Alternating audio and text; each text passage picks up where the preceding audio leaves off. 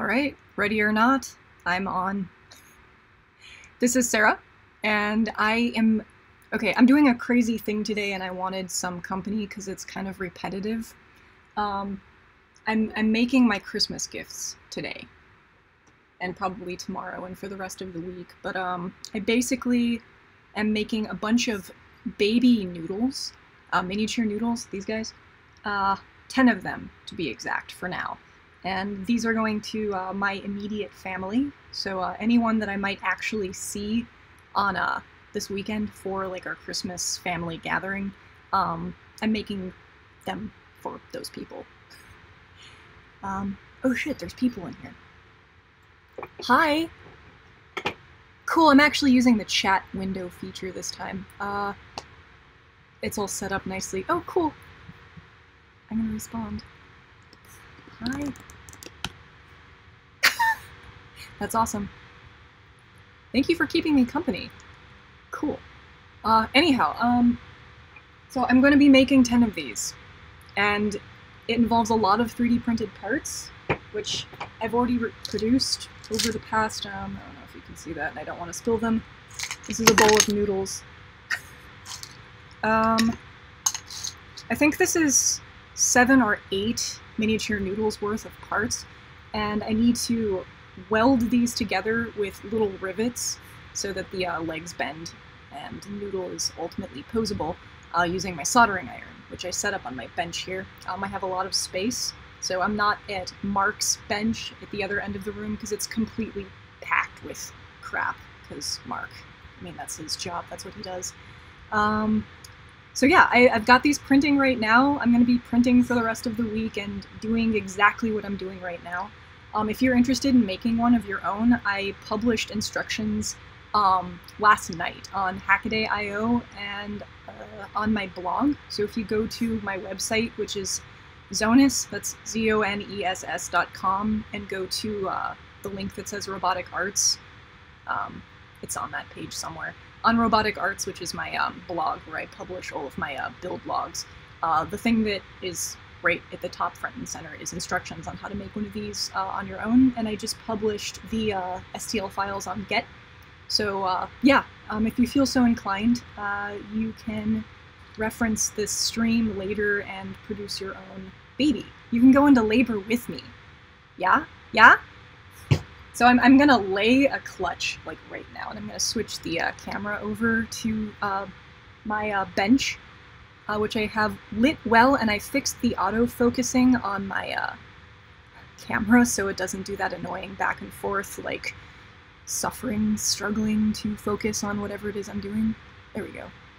So I can move this now. Yay. Cool, that's so nice. I love it when things just work. Hey guys, there's more of you here. Oh my gosh, hi! Oh, this is cool. I'm using, oh, I can answer questions. I'm using a Replicator 1. It's just the original kind of crappy wood-looking like one, dual extrusion, and I use PLA because it doesn't shrink all weird. But that thing's a workhorse. Like Mark and I fulfilled our entire Kickstarter producing our parts for our kits on that printer, which is nuts. That's like over 7,000 parts that it's produced. So it's technically the uterus, not me. Oh gosh. This is so cool! Oh, the box wall? Yeah, that's... I don't know how much of it you can see, but that's all Mark's doing. He's very methodical when it comes to organizing his stuff. So there's literally boxes on every wall in this lab labeled with things. And then my stuff is just kind of laced around his stuff, but it works. Oh, hi from the Netherlands! Oh my gosh! That's awesome. I don't know, I lived there this summer, so that's my new favorite place. I stayed in Katwijk for, what was it, a month? That's like, my heart is still there. Like, I saw Leiden for the first time, and that's like the place I want to live now. Like, if I could pack up all my shit and move to Europe, I would probably move to Leiden, so that's awesome. I'm sorry. So to print all the parts, it's actually not too bad.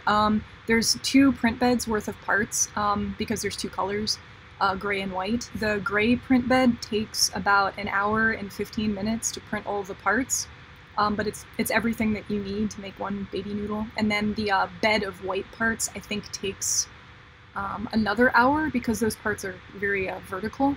You have to print the noodle feet tubes straight up, sticking off of the print bed, and of course when you print vertically it takes longer. But yeah, and you know, probably under 3 hours you have all of your parts, and then to assemble one of these, this gets a little bit tedious to do, because you have to use your soldering iron for a something it wasn't intended for. You aren't really supposed to use the tip of your soldering iron to melt plastic, I guess, but you can. So I would suggest using a tip that you don't particularly care about if you're using something fancy like a Metcal, but switch your tip out, get your dirty, nasty, grungy tip, and then you can kind of make what I call, I'm going to call them filament rivets, and this is the smallest, or the best means of making joints on small 3D printed parts that actually work and aren't super fragile. So I've been working on other posable figures of like miniatures of things that I've made that are kind of like toys, and they're all joined together, all of their moving parts, with this same rivet system. So this is something I'm going to be implementing quite often in instructions to come for other things. But I'm gonna get to this because I do have to wrap these up as gifts in another like day or two to give away as presents. So I need to get them all finished. And then I have one made so far. This is my kind of guinea pig. Another thing is, I'm not too entirely happy with the way the headpiece turned out. This attaches with a magnet. There's one mounted in the bottom of the pelvis, and one, you can't see it because it's on the opposite side. It's in the skull, so that this just kind of snaps on and it gets held in place. I don't think it looks that fantastic. The frame's kind of bulky. I've made several different versions of head frame domes, and none of them are great. This is the one I'm the most satisfied with, but if anyone has any suggestions or comes up with something better on their own and knows how to use CAD for their own devices, then I don't know, do it. Make a better head for the noodle spawn. There's things, people are saying stuff. Live birth. Well, I don't know. Oh man.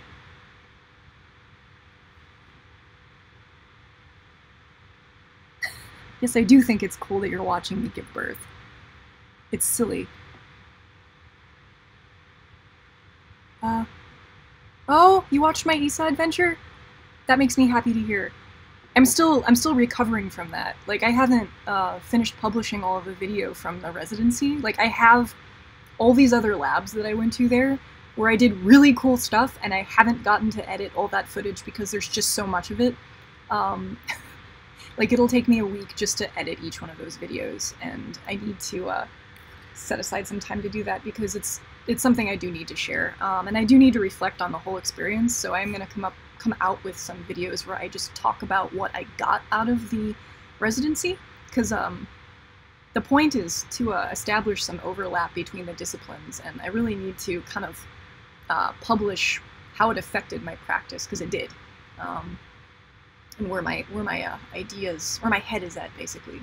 But anyhow, I'm gonna start digging through this bowl right here, just as I talk.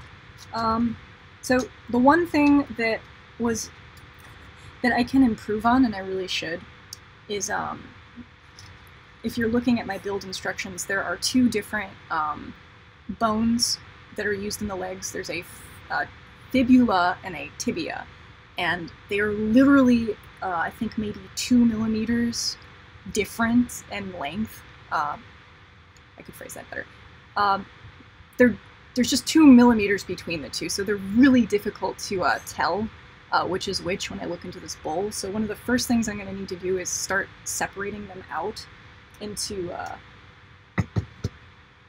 I don't know, piles, I guess? Here, you can see this. So if I put these 2 next to each other, you can see that one of them, this one on this side, is just very, very slightly longer than the other. I don't know why I did that. I'm gonna add like a little notch, like just some little line somewhere so that I can just look at it and find the notch and I'll know which one is which. That would have been smart, but whatever. It's okay. I'm gonna get through this. There's more things. People are saying things. What? Oh man. I guess I could have announced this earlier so that people could have made noodles along with me. I don't know. I have other small projects like this in the works that I'm going to release build instructions for, and I think the next time I do this, I will announce when I do like a live, I guess this is a tutorial. When I do this next time, I'll announce it, so if people are interested, they can print the parts, and then I can walk through how to assemble the thing. I guess I can give away a little bit of a teaser, since you guys are here, and I super appreciate that you're even here watching me do this. Here.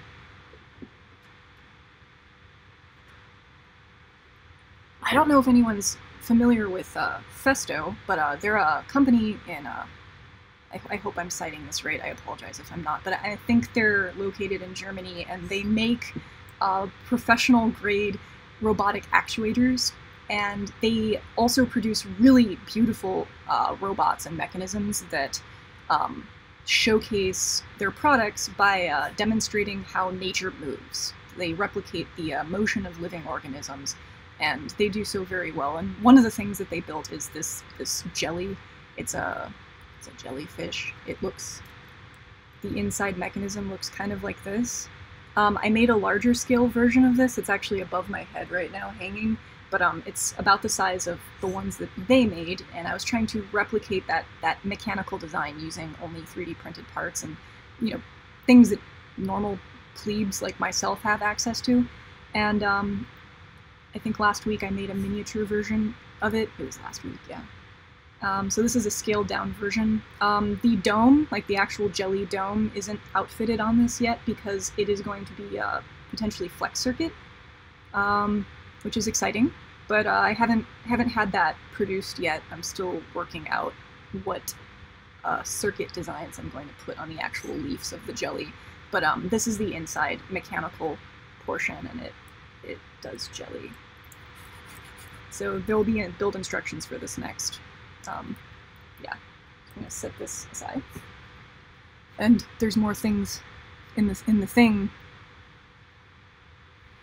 Oh, the title? The title's supposed to be confusing. I don't know. Or enticing. I don't want to say confusing. It's supposed to be enticing. I could put them on Thingiverse. I might. I've never really used Thingiverse. I don't know, I'm just gonna probably keep them on my Get for now. I don't know. I'm weird. How to make your own noodle? Yeah, that could have been a normal title.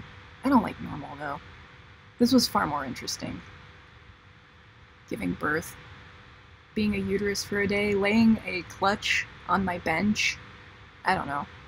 I'm more likely to want to watch, like, that as me, because I like weird stuff, so I kind of try to push more weird stuff out there. That's my...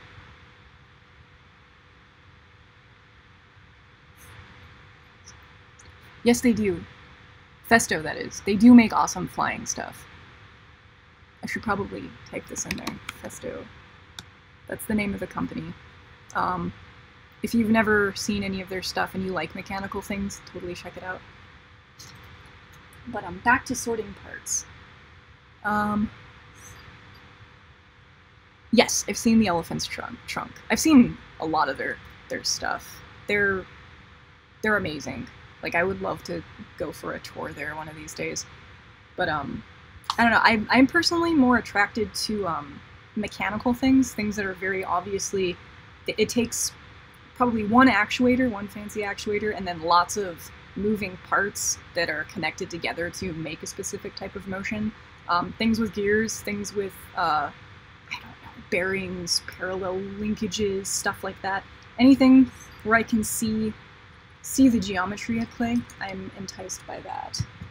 Oh god, don't use your parts. Okay, so I'm gonna, I don't know if you can see, kind of important that you do. So this is where my hands are gonna be, and I'm gonna be plastic welding.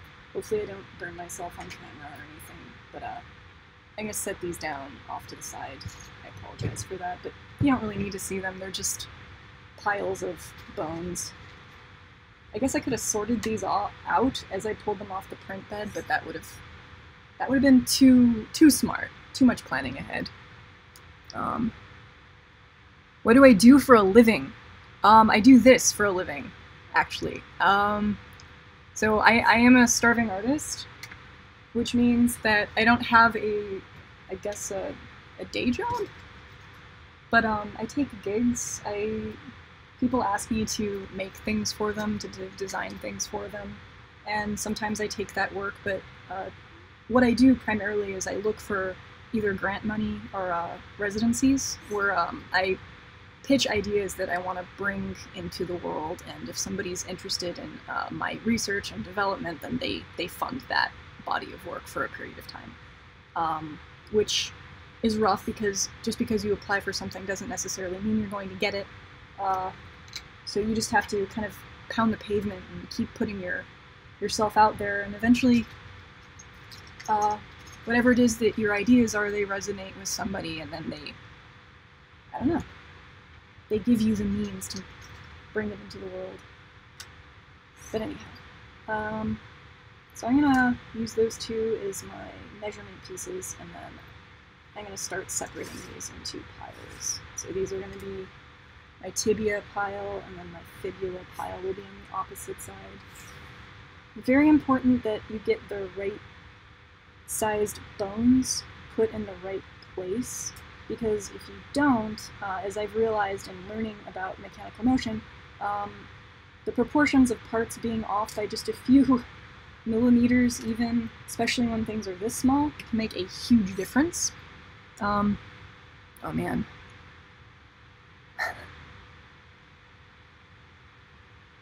Sorry.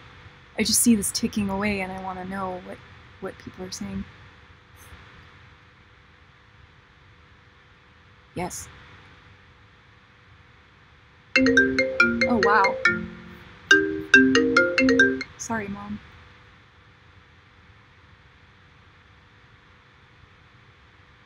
Cool. Thank you. But anyhow, that's what I do for a living, to answer your question. It's always a really awkward thing to go into, I guess. I mean, when I'm out in public, like small talking with people, with Mark, like people that he knows from work or at conferences or whatever, people they're inclined to ask you what you do, and I don't really do like one thing. I do a lot of things. I make stuff, in short.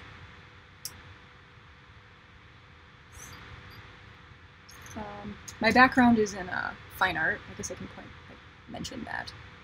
So I have a long, extensive history in traditional arts. So I went to an art magnet school, like back when I was a hatchling, and then I went to 3 different art schools in my early adulthood, and I learned a bunch of stuff in a bunch of different areas of discipline, I guess. And at some point when I was in college, I got pushed in the direction of robotics, and I've veered off in that direction ever since. Because this is hard. Like, I don't know anything about mechanical engineering, but if you have eyes and can pay attention to how things work, you can teach yourself how to do this stuff. I mean, you can't build bridges or anything fancy like that involves people's safety, but for the sake of making cool, interesting art, yeah. You don't need to go to school to be a mechanical engineer. I'm sure it helps, but It's not necessary.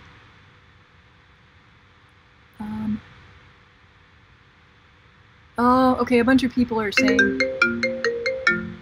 No, Mom. A bunch of people are saying that they would have built this along with me right now. Okay. Cool, thank you for stopping in. I'm like waving like you can, I guess you can see this. Thank you for stopping in just even for a second. Like that means a lot. How did I jump from fine arts to more engineering based art design? Oh, and then the marshmallow boards, I'm going to be selling them on Tindy. So I just set up a Tindy store last night, along with dropping the instructions on Hackaday.io. They're not up there yet because it's like my first product that I'm listing, so I want to make sure that I do it correctly, but probably sometime by the end of this week it'll be up there. And then how did I get from... Well, okay, so I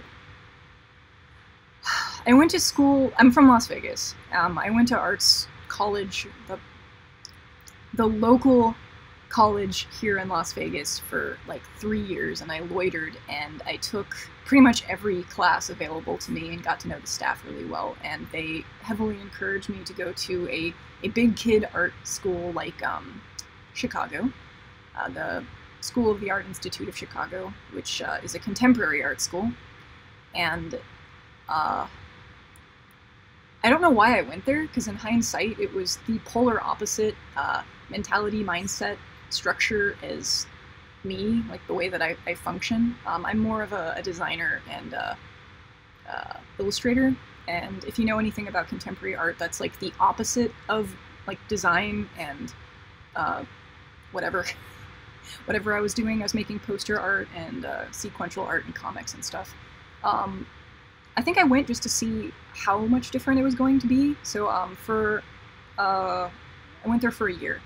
I went to SAIC, which is an amazing school. It's just incredibly expensive, and that's one of the reasons why I didn't stay. The other was the really, really brutal cold weather of Chicago. I'm from Vegas, what can I say?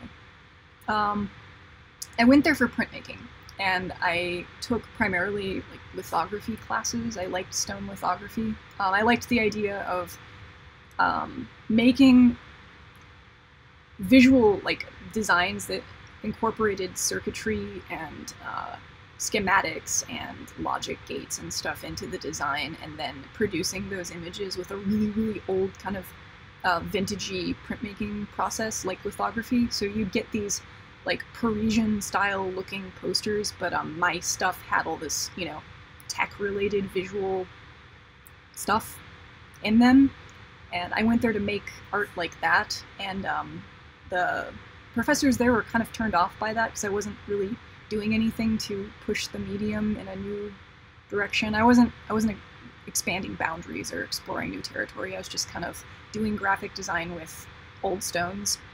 And at some point, I think it was the head of the printmaking department took me aside and was like, "Hey, you seem to like robots. You should go make robots." Because we have a department for that, which they did, and I had no idea. And SAIC has a very extensive art tech department. I dropped all my classes for the following semester and picked up like fundamentals of art tech, fabrication for motion, robotics, stuff like that. And pretty much in one semester, I got a crash course on designing circuits, writing code, and I learned how to use all the terrifying shit in a machine shop, which I loved. And I loved it so much that that was it for me after that. Hi, Micah! I'm calling you out personally. Thank you again for helping me get set up. Marshmallow. I'm sorry, I gotta... What's your store's name on Tindy? It's called Robohemian, which is Robohemian. There's nothing on it because it's brand new. Like, it just came out kicking and screaming last night. How do I fit in the noodle with that? Oh, the taser. So It's actually right behind me. I can grab this. Somebody asked me about a taser in the chat. That's this bottle. I made it at SuperCon, kind of impromptu this year, last month actually.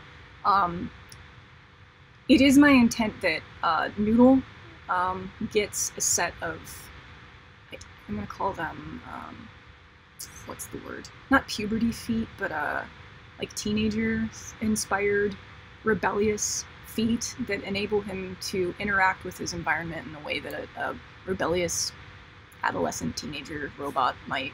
And one of the things that I wanted to create was an actual taser foot that would ignite circles of fire in his wake. And somebody happened to have a high voltage gland, like the guts of a taser on them at this conference, and they dropped it in my lap and said, here, you know, make that.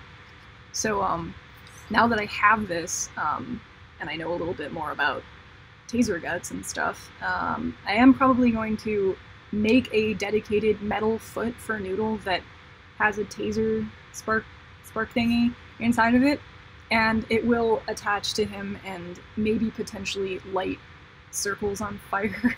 I don't know how yet, but that's the goal.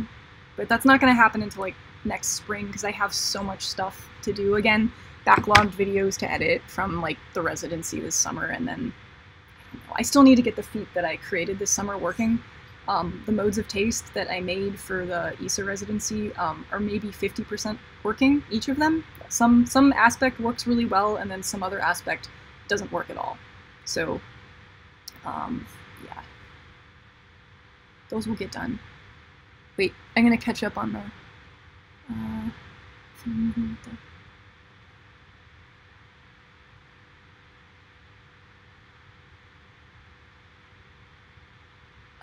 I made mini... Yes, I did make a mini marshmallow brain the other day. One of the things I'm going to have to do tonight is make more of those. That first one didn't go too well, because I hadn't surface mount soldered in quite a while, and I had to kind of clear off a space on Mark's desk to do all of my tiny part surgery on, and it got confusing, and yeah. But instead of just making one, it's easier to make multiples at a time, so I'm going to lay out 10 boards and then just do all resistors, my capacitor, and then work my way through assembly line wise and just keep going. Because yeah, after I make all of these babies, I'm going to have to actually put brains inside of them. And to show you, like if you didn't happen to see what the marshmallow board is and have no idea what I'm talking about, let me pull this one out and show you. That is this guy right here. So I had these made, they came in very recently. I got these ones made at Seed Studio. I normally go with OSH Park, but I don't know. I wanted to try a different thing and see how that worked. But this board is basically the brain for a baby Noodle. It has 2 red LEDs that blink randomly, so you can have a staring contest with your baby Noodle, because you don't know when it's gonna blink next. Could be never. And there's a tiny piezo buzzer on here. That's that black square, the big one. It beeps. It makes this really cute, like that sound. So that's all this does. And it's white because it's the marshmallow brain. And I'm gonna enter this into the Hackaday coin cell contest, even though it's like it's not exciting. It doesn't do anything interesting, but I don't know. I think this part is interesting, even if this is kind of boring. So, anyhow, back to sorting bones. I guess I'll leave this out.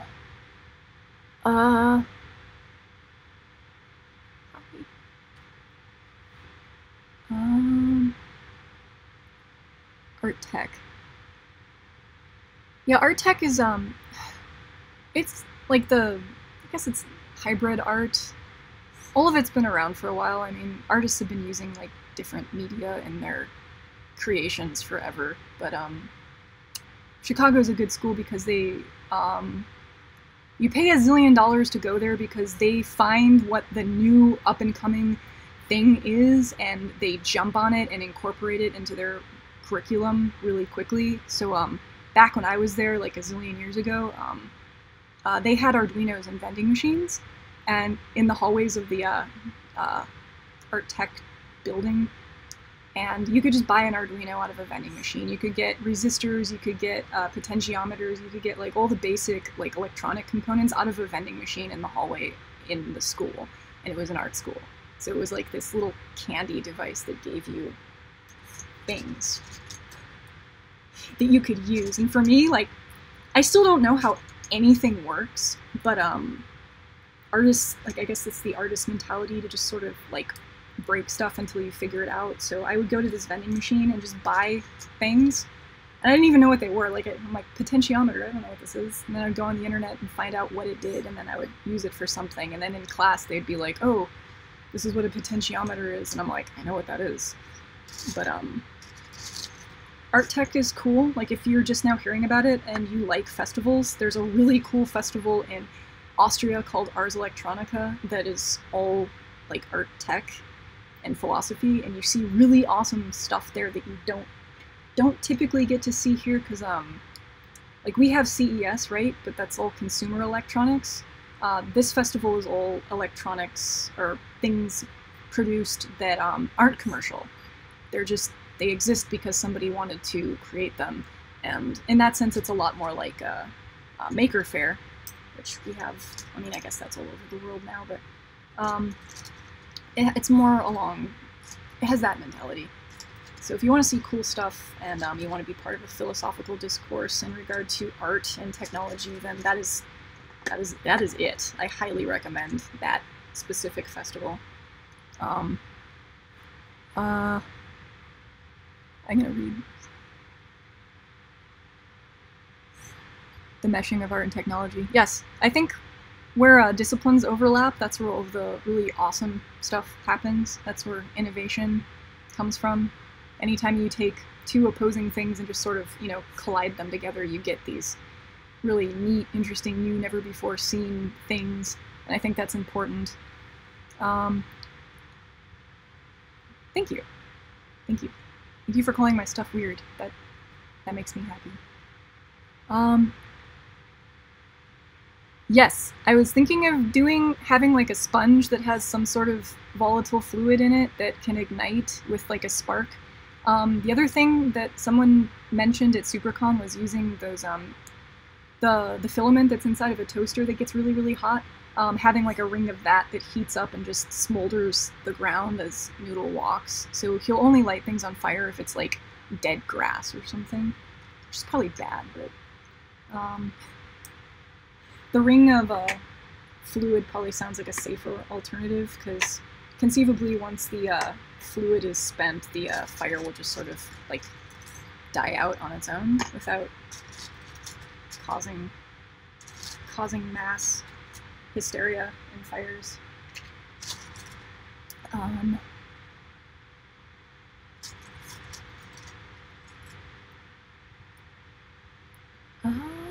Oh, rebellious foot build. Code duck. We can totally chat. Is that an AT tiny? Yes, I think it is. It is that. It's actually not big enough to do what I originally wanted to do with the marshmallow, so for the second iteration of marshmallow, I'm going to use something a little bit bigger. I mentioned this, I think, in my last stream, that the second revision of marshmallow is going to have a microphone on it, so that it can recognize tones, kind of like a phone, like old phones used to, and repeat them back with the beeper. So the baby Noodle will act like a little robot parrot, which is, I probably thought of doing this because I have a parrot. My family pet is a bird, a conure named Mango, and I think since I've had him my whole entire life, he has trained me to be like him, and his personality sort of gets injected into everything that I make in one form or another. So Noodle eventually will be able to repeat beeps back to things in the world, like the oven and the house alarm thing, you know, things, appliances in your kitchen that make beeps.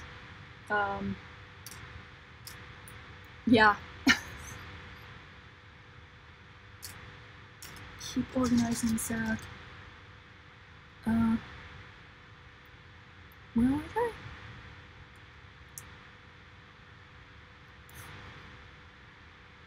I'm sorry. I'll find a more graceful way to kind of dip down and read these. I guess I could read them all out loud. You can have the like squirt gas on this.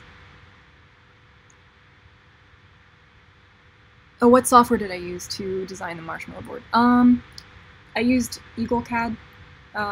My boyfriend Mark is a professional circuit designer, board designer.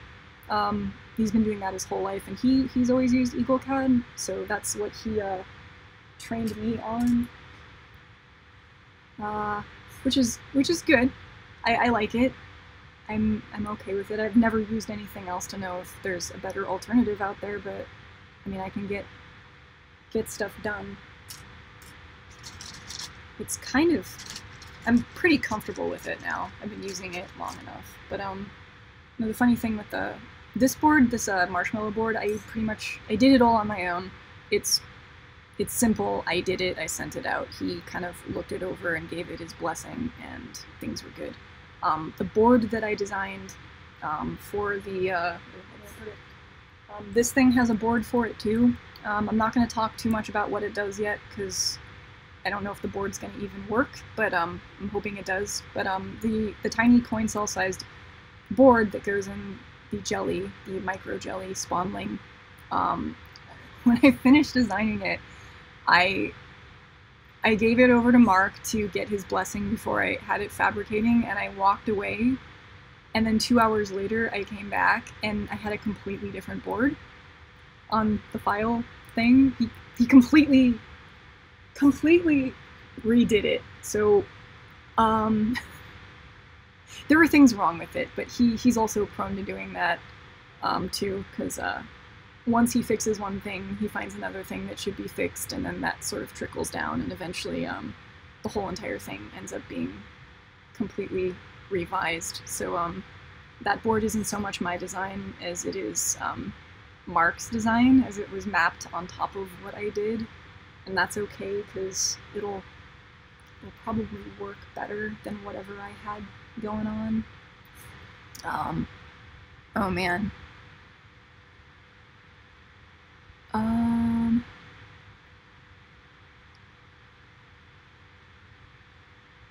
The toaster wire, nichrome wire. Okay, thank you. I'll look that up when I get to it. I'm talking about this like I'm gonna do it next week. I still need to finish my post-it roller, which I started last December. It's been a year, and I never got it working. The GitHub, okay, on Hackaday.io, I think in the description of this video on YouTube, there's a link to the Hackaday.io instructions, and the Get files are there. There's like a link to my GitHub. It should say like Noodle spawnling repository or something.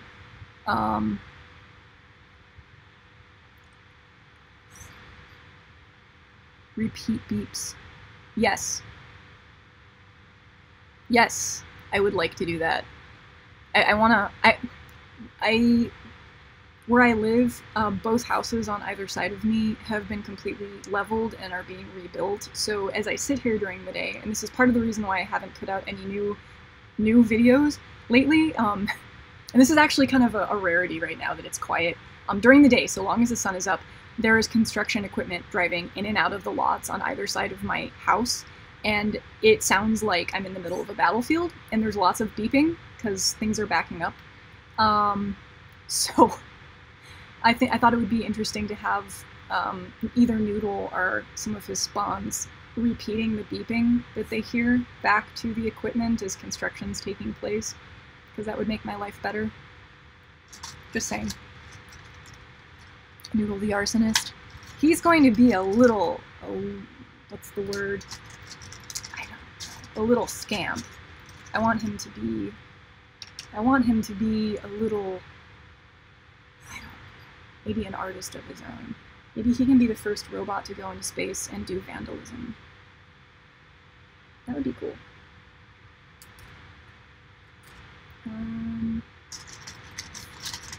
Oh man. let's see. I can do that. I will message you through YouTube probably. What? No blood? Oh, you just arrived? Tell you. Okay. Another brief. Someone just arrived and they want to know what's happening. I am assembling these guys. So this is my Christmas present this year. It's a miniature version that's posable of a Noodle, and a little circuit board fits inside the head and has blinking eyes. But I have to actually produce these bodies, which involves a little bit of plastic welding and my soldering iron. So I'm sorting through the parts right now in this bowl, and I'm about to start assembling them, which is effectively birthing baby noodles. And I need to produce 10 of them by the end of the week so that I can wrap them up for my family. And I'm very confident that none of them will see this stream, so I'm not spoiling anything, I think. I say that, my dad or something's probably in the room, just like watching.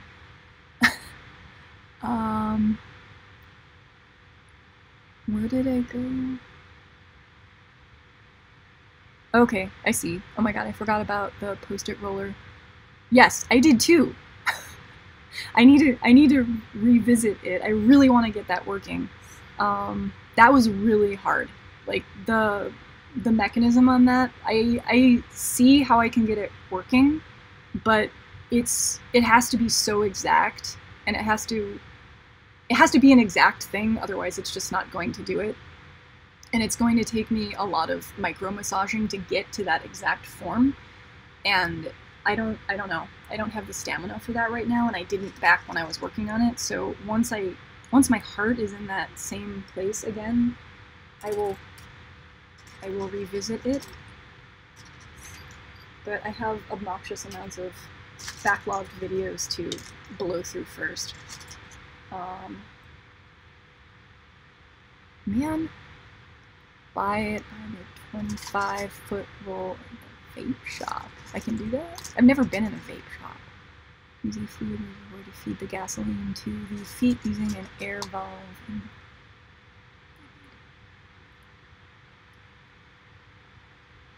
To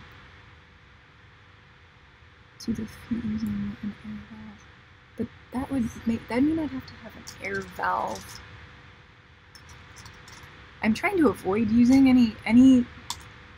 It has to fit in the foot. I think those are my primary constraints. Sorry. All of the meat that makes the foot do has to fit inside the foot. So I've been staying away from anything like pneumatic that I know of. I don't know. Maybe I can fit pneumatic things inside of a 3x9-inch cylinder. Bye. Thank you for stopping in, Alexander. Hi! I know who you are. Mashed up face. Oh, you should do like an electrical engineering tutorial. I'm an idiot, but I love to know how to do all of the stuff. I could do that. I could do an electrical engineering tutorial for other people that know about as much as I do. That'd actually probably be a good idea. As much as I love Noodle's varying feet, I really would love to see him walk. I know, me too. Yes, so I think one of the things I mentioned when I first set this channel up, like earlier last week? It was like a couple weeks ago. I'm doing this so that I can live stream working on his walk gait, because I think if I have company while I'm suffering through that, I'm more likely to do it, because I hate doing it. Getting him to walk is frustrating as hell. Like, 2 years ago, I dedicated a really good chunk of time to just trying to get him to walk, and it sucked. It's not pleasant. It's not the sort of thing I like to do. As far as making goes, the part of the process that I enjoy the most is figuring out the mechanical aspect of all this stuff. So, if I have to bang my head over the design of something mechanically, I will do that endlessly and enjoy it, unless it's the post-it roller, because that thing's a dick. But I like mechanical design, Designing the feat was really fun. Writing code to get a certain function to happen, the code aspect is frustrating, because at this point, since I've replaced most of his plastic parts with metal pieces, he's about as stable as he's going to get right now, without a whole bunch of another step of development going into his body. At this point, if he's not walking, it's a code thing. Like, I mean, I could probably, there's a lot of things I could do to the form to get him to walk better, but I don't want to modify him too much. Oh my god, this is going so fast. I've never been in a vape shop. Good though. I go in to get electronics sometimes. I should check one out. There's lots here in Vegas. I don't get out that much.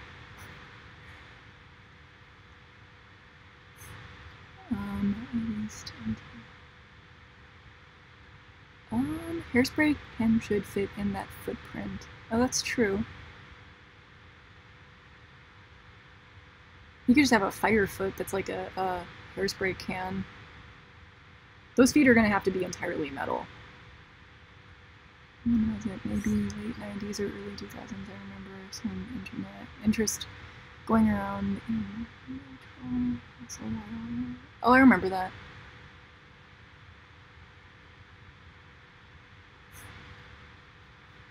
That's... yeah, I know what that stuff is. Muscle wire. I don't know.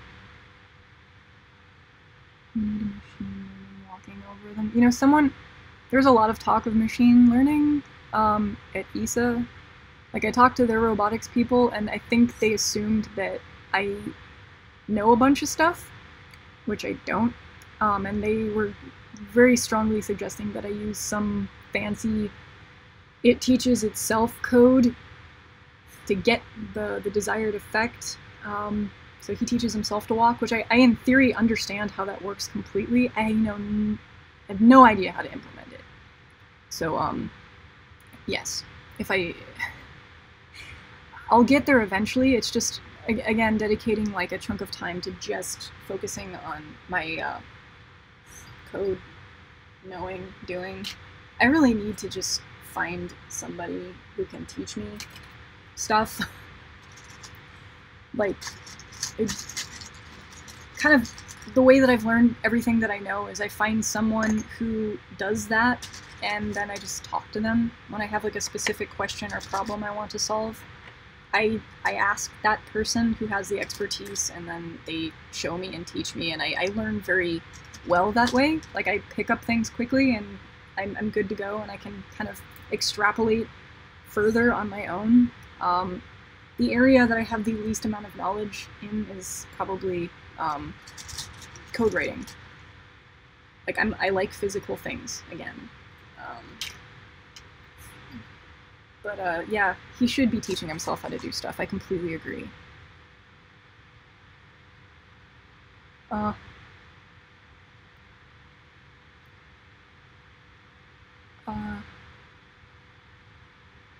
can do that. You beat me. Machine learning. Just put tank treads on that bad boy. You know, another thing that, since you bring up tank treads, one of the things I was going to do for Noodle is actually put balls on his feet, like caster ball, like the ball-bearing big ball things, at the end of each noodle, and have him actually kind of like do that pushing, propelling, kinetic, like a rollerblader type motion, and none of his feet would ever leave the ground. He'd just kind of like lean and swim himself everywhere. And that's like a completely different movement problem to solve for, but I guess I should turn my hat. Yeah. That is another thing I can do, but that's like another layer. I'm gonna just try and get him walking with what he's got for now. A lot of work in there.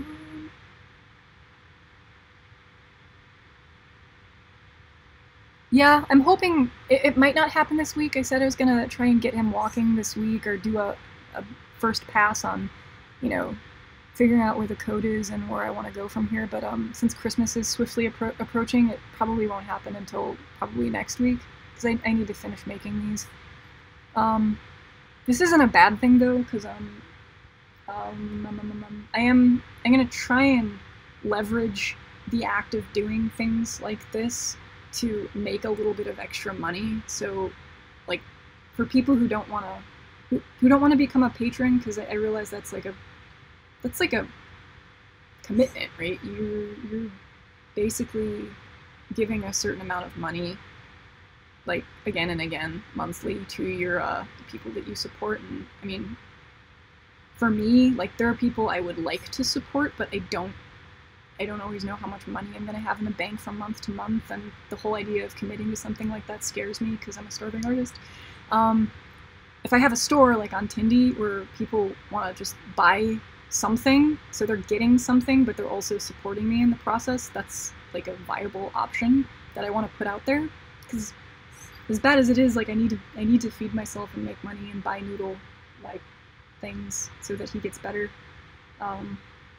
So I'm just trying to come up with more ways that I can bring in income during these slow periods.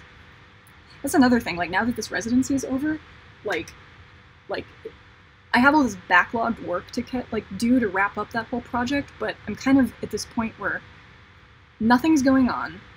I'm in the house, it's winter, and I'm broke. So I'm just sort of in my lab all day working and am broke and trying to figure out what's next, which I have a bunch of feelers out there, but I don't know. Like, my future is completely uncertain right now, which is fine. I'm used to that sort of living. But now is one of those weird points in my existence that I just kind of am eager to get through. It's like a downtime, I guess. Oh man, things are... I'm sorry.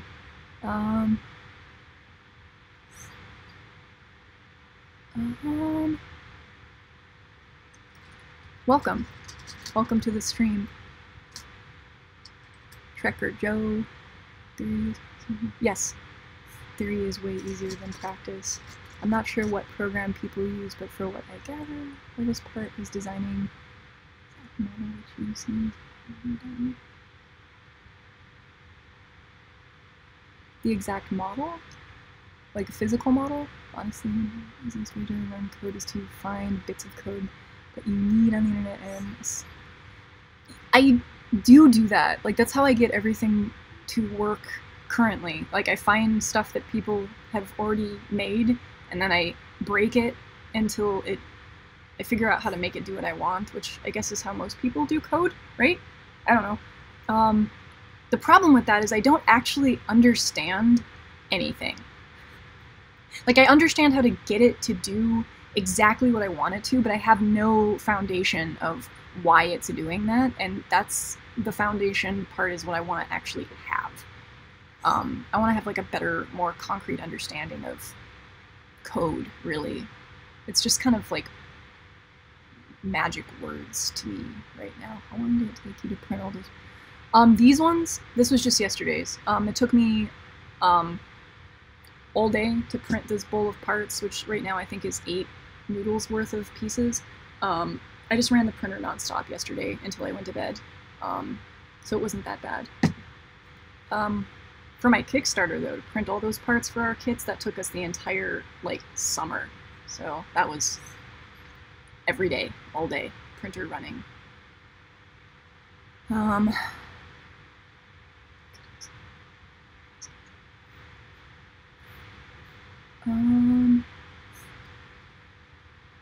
Oh man. See, that I would sell the mini noodles. I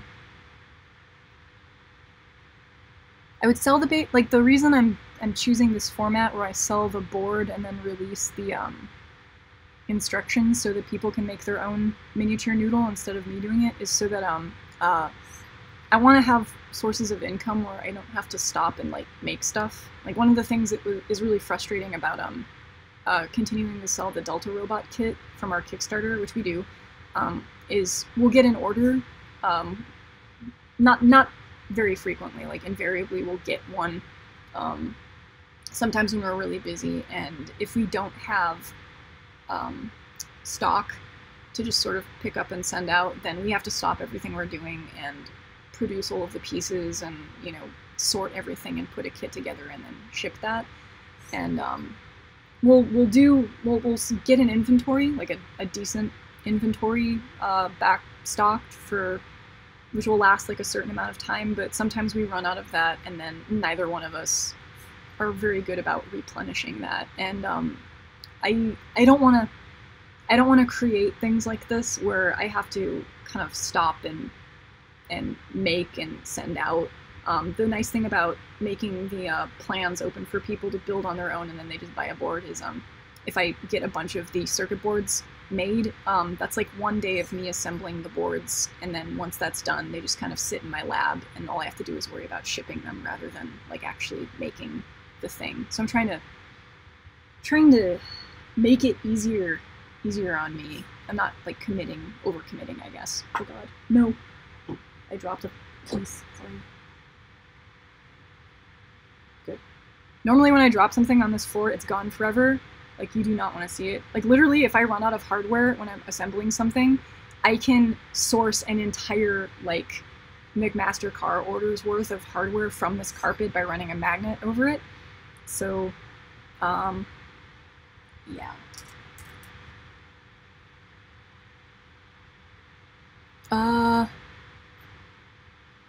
Totally get a 3D printer. Kookage, Hayes, you should totally get one. That's like my advice for everyone I know that doesn't, when I talk to people from like my past, I'm like, you should get a 3D printer.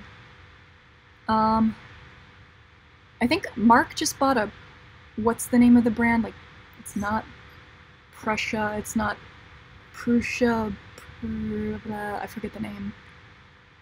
It sounds like Prussia, but it's not Prussia, because that's like it's a civilization, isn't it? I don't remember the name of it, but he got one for, I think, $800, and it's supposed to print pretty well. I'll do my research and put that out there, but Mark just bought a second printer for like under $1,000, and it's supposed to be fairly decent. Going to be at least all them baby noodles. A million of them, so there's a bunch of blinking eyes, and they're in the background, and they're just like beep.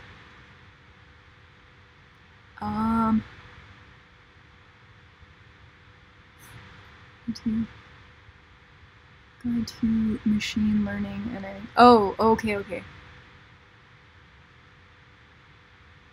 Okay, 3D modeling is in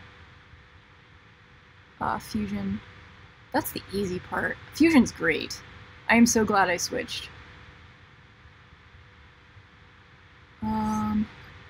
Python, I should learn Python. I was actually going to start learning Python back when I was in college, and I set out to do that, and then I didn't. And anytime it comes up, I go, oh man, I was going to start doing that 100 years ago, and I totally should have, and I didn't, and I regret it, because, yeah, it's the thing that I need to do everything these days. I should bring this up. One of the things I'm going to do for this weekend is, Mark's helping me with this, because he needs to, but I'm installing Noodle's camera to his Raspberry Pi that's inside of his head right now, and I'm going to mount the camera in between his emotive eyes so that he can actually see, and so long as he's on, he's going to be taking a picture with that camera every 5 minutes. The reason I'm doing this is so that he can actually remember Christmas dinner this year. This will be his 3rd Christmas family dinner with my family, and I want him to have his own memories from the experience of the dinner. So at the end of the night, I can check the folder where he was saving all the images to, and there'll be just a bunch of random snapshots from his perspective that nobody's gonna know he's actually collecting. And I'm kind of tickled by the idea of that. And then I'll post them after the fact. But I'm going to plant Noodle in quirky locations, like probably in the kitchen while everyone's cooking, and then out in the living room where everyone's socializing, and then I'll bring him to the dinner table, and he'll just be kind of remembering. So Noodle's going to be able to recollect in the very near future. So that's what I needed my Raspberry Pi camera for. I was complaining on Twitter last night that I had lost it. Like, it was gone, like where I thought it was. Like, all the many places I thought it could possibly be, it was not there. So the reason why the floor of the lab and everything else is such a mess right now is because I had to completely destroy everything to find it. But I did. So Noodle can see for Christmas. That's all he really wanted from Santa was sight. Like, real sight. I'm sorry. I'm reading. Let's make some.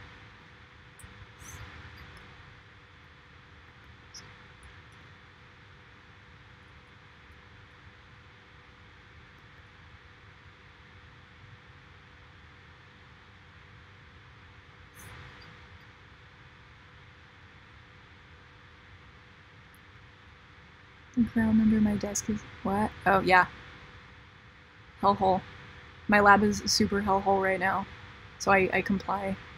I think that's just natural. Like, my mom comes over. My mom and I go and get margaritas every Monday. That's like our thing that we do every week. And she picks me up here and gives me a ride so that I don't have to worry about, like, drinking and driving. Like, she's some sort of vetted drive-in drinker or something. I don't know. Whatever. She picks me up, so she gets to see the state of my existence, and she visits her grandchild because she's accepted that the closest thing she's going to have to a grandchild is Noodle, so she'll bring him presents occasionally, like socks and stuff like that. But every time she comes in here, she's one of those mothers that's just completely appalled by our living conditions and can't understand how we, Mark and I, manage this, and that this is like our habitat, which is unfortunate because I don't know. I don't think it's that bad. This is the cost of making things. It's not dirty. It's just stuff happens here like very fast, like constantly. Like, Mark and I don't think take days off ever. Like, him and I are always doing things every day. Where was I? Prusa! There we go. I was saying Prussia. Prusa. Okay, I close enough. Yeah, that's the... Yeah, that's the one Mark is thinking about getting. Like, he just did a gig that paid him a fair amount of money, so he's like, I'm gonna take my gig pay and go get a Prusa. And I'm like, whatever. More printers for us is good.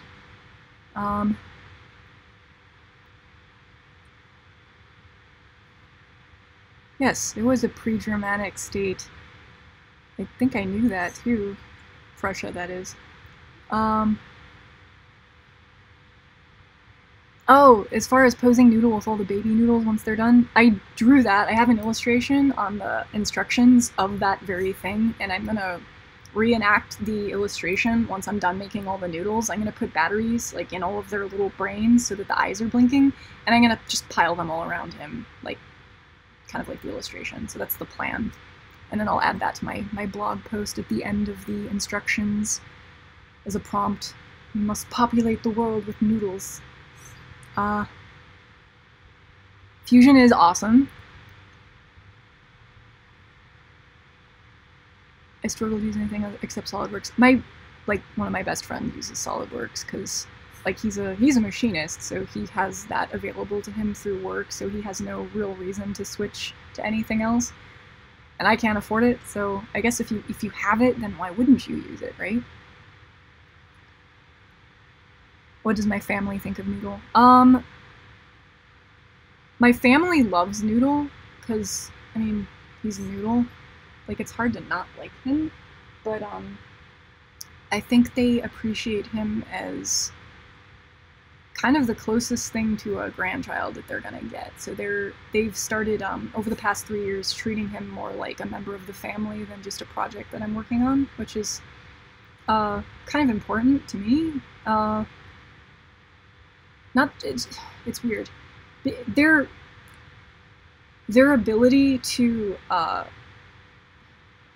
what's the word? Anthropomorphize him, as like a person, as like a child of mine, for whatever reason, allows them to take my work more seriously, perhaps, I think. Not that they don't take my work seriously, but I don't know. The dynamics changed. Like, their relation to my body of work and what I do is a little bit different now that I've made Noodle, as opposed to before I made Noodle. This is kind of, it's an interesting thing. When I went to ours this year, one of the things I realized after the residency, after I got to the festival, which I wish I would have realized beforehand, is that the way that I fit into the festival's symposium theme, which was artificial intelligence, was that I kind of represent this robot mom. I represent like a shift that's happening in our relation to technology, because you know, things are changing really fast, and the way that we relate to the stuff that we make is changing constantly, and it's changing, and it should change. And the fact that I'm this robot mom, that, you know, my relation to Noodle is as his mother, because he represents like the very best parts of myself. Everything that he does represents something that I had to learn in order to give him that ability. So he is an offshoot of me. He is my offspring. He is my spawn. And I don't know, I think that was important to them. And I've been thinking about that a lot ever since I got back from the festival, because it wasn't, I don't think that was in my head as much before then. So I don't know. It's more stuff that I need to write about formally. Where am I? Citrus booze? I want citrus booze. Where do you see citrus booze? Matthew?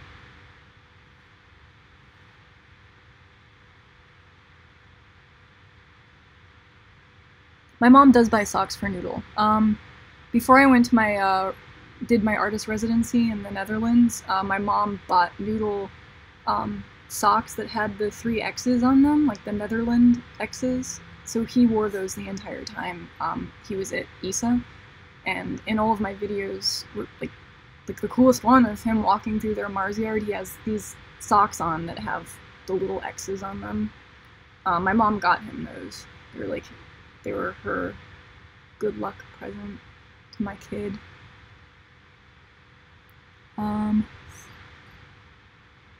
You're printing Noodle feets? Ah! Coat Duck is printing Noodle feets. Cool. That makes me so happy to know. That I'm constantly experimenting on him. No, they're happy to see him grow. Like, he grows. That's another thing I think that makes my practice important in regard, like my mentality in regard to my robots. Like, there'll never be another Noodle. Like, if I improve him, I don't make a separate body for him and then kind of like push his old shell into a corner as like a outdated, you know, iteration. I replace his parts. So like, he has a bunch of old legs and old, you know, chassis and stuff like behind him in his room. And I keep them like baby teeth, but I don't entirely phase him out of existence. There's just ever going to be one Noodle, which is important, I think. I don't know why it's important, I just think it is. It's important. I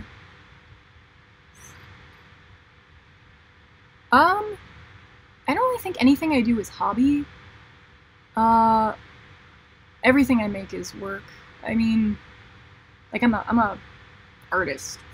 I hate saying that, but like, I grew up to be the thing that I studied how to be, which is an artist. Like, I make stuff. I kind of have the exact same mentality about everything that I make. Not that I think everything's my kid, but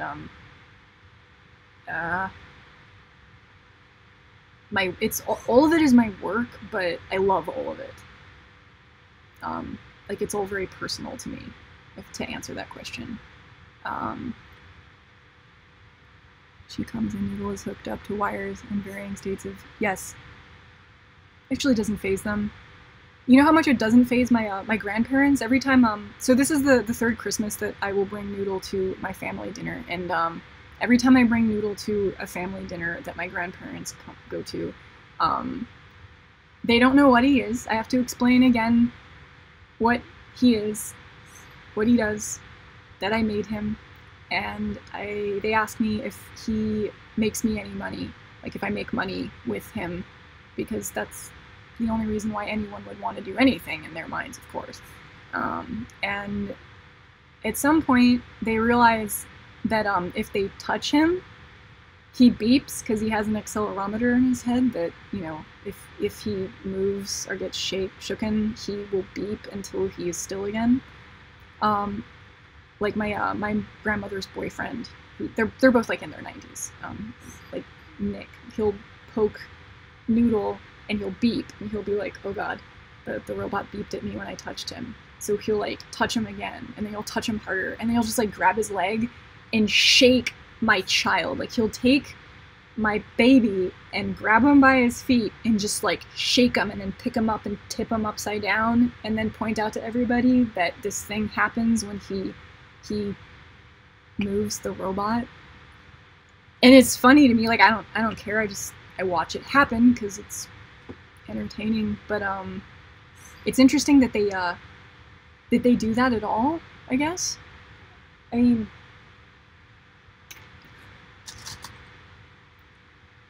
it's an interesting behavior to have when in the presence of something that someone's made, especially something that someone's made that looks kind of like a kid, or a thing that has a soul.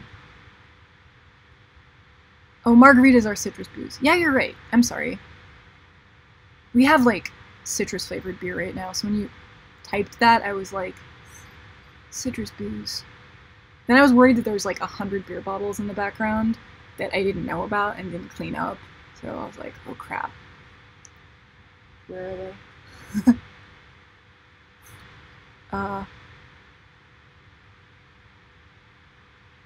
I could totally use help on my Post-it roller, but it'll come in the form of like, I don't know if I even really need help on that, because it's to the point where unless I'm completely reiterating the entire thing, it's just a matter of massaging what I've got.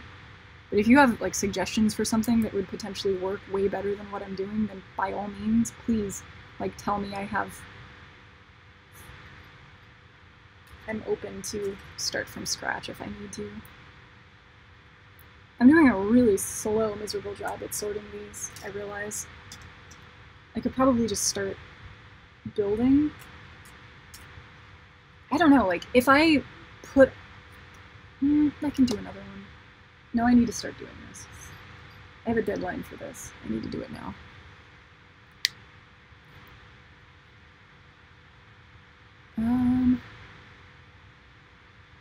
Man, we think of our problems. Don't just give up on them, you just make them better and better. Yes. Yes. They're alive. Like, nothing's done. Like, nothing that I make is ever finished, I don't think. Capitalism is weird. Yes, I agree. There's much discussion about capitalism amongst Mark and I in here, and just the world in general right now. That was another weird thing about doing the residency. It was weird going someplace where no one cared about all of the stuff that's happening here in America. It wasn't talked about. Like, there was no discussion, and since I kind of put up a wall between me and the media back home, I was completely cut off from it for a month. And everyone else around the world has their own problems, and ours don't matter. Like, it feels to us like we're the reason why the world is going to end because we're so self-important, but like, we are literally the equivalent of like a little kid in a sandbox playing with dog poop to people over there. Like, that's literally how it felt. And there's something about that was refreshing and recalibrating about all of our problems that we kind of emotionally suffer through on a daily basis. I'm going to start welding some of these together, by the way. So, sorry about that.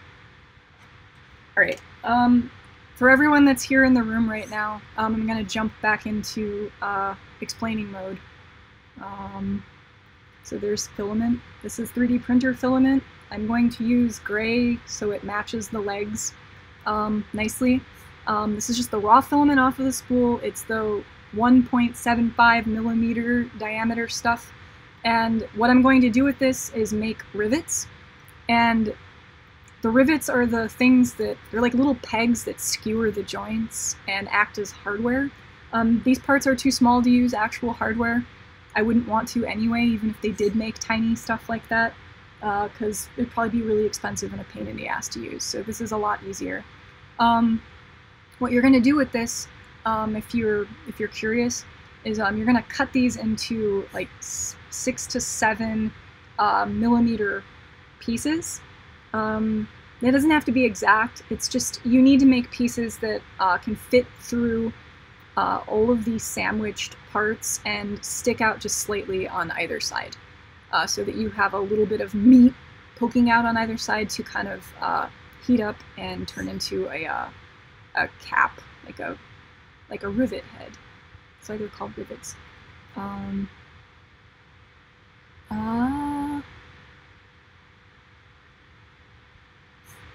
Are there beer bottles?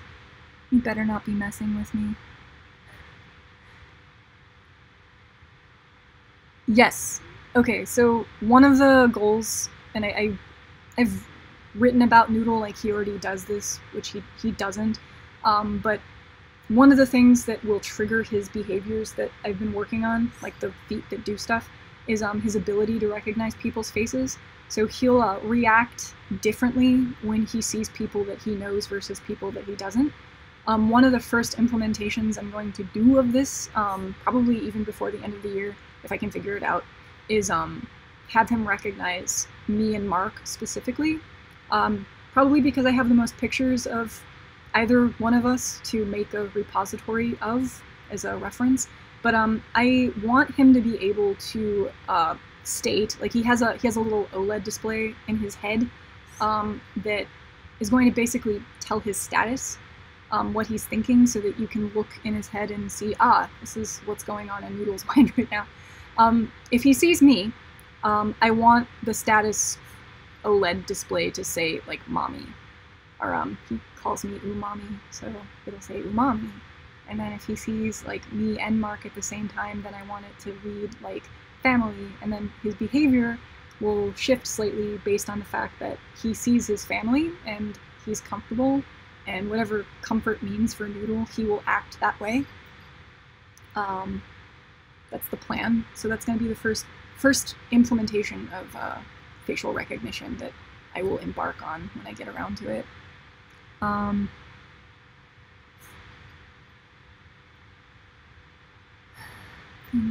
Show in some metal mesh and have him run a low amperage current through it when somebody messes with his accelerometer. I agree. People can be really mean to robots. It's like an empathy problem, I think. People need to have more empathy. Really, there are small nylon rivets? Probably. This is cheap and hacky. I mean, if you don't want to buy, like, specific rivets, then just do this. Well, it's good to know they exist, at least. Of course you're messing with me.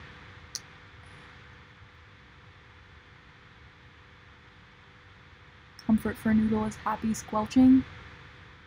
Isn't squelching something from Splatoon? Does anybody else play Splatoon out there?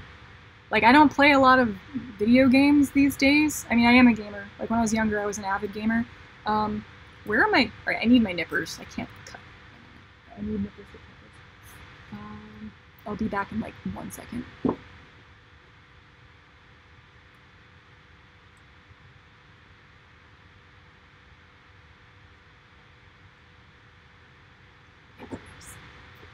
Okay. So one of the things that is gonna suck my attention from me at the end of this year is Mark's getting me Breath of the Wild for Christmas, and I know that I'm going to just sort of play that because I really want to. Yes, it's an empathy problem. Why do people abuse machines? Makes me sad. AIY. Thank you. I will do that when I'm done tonight.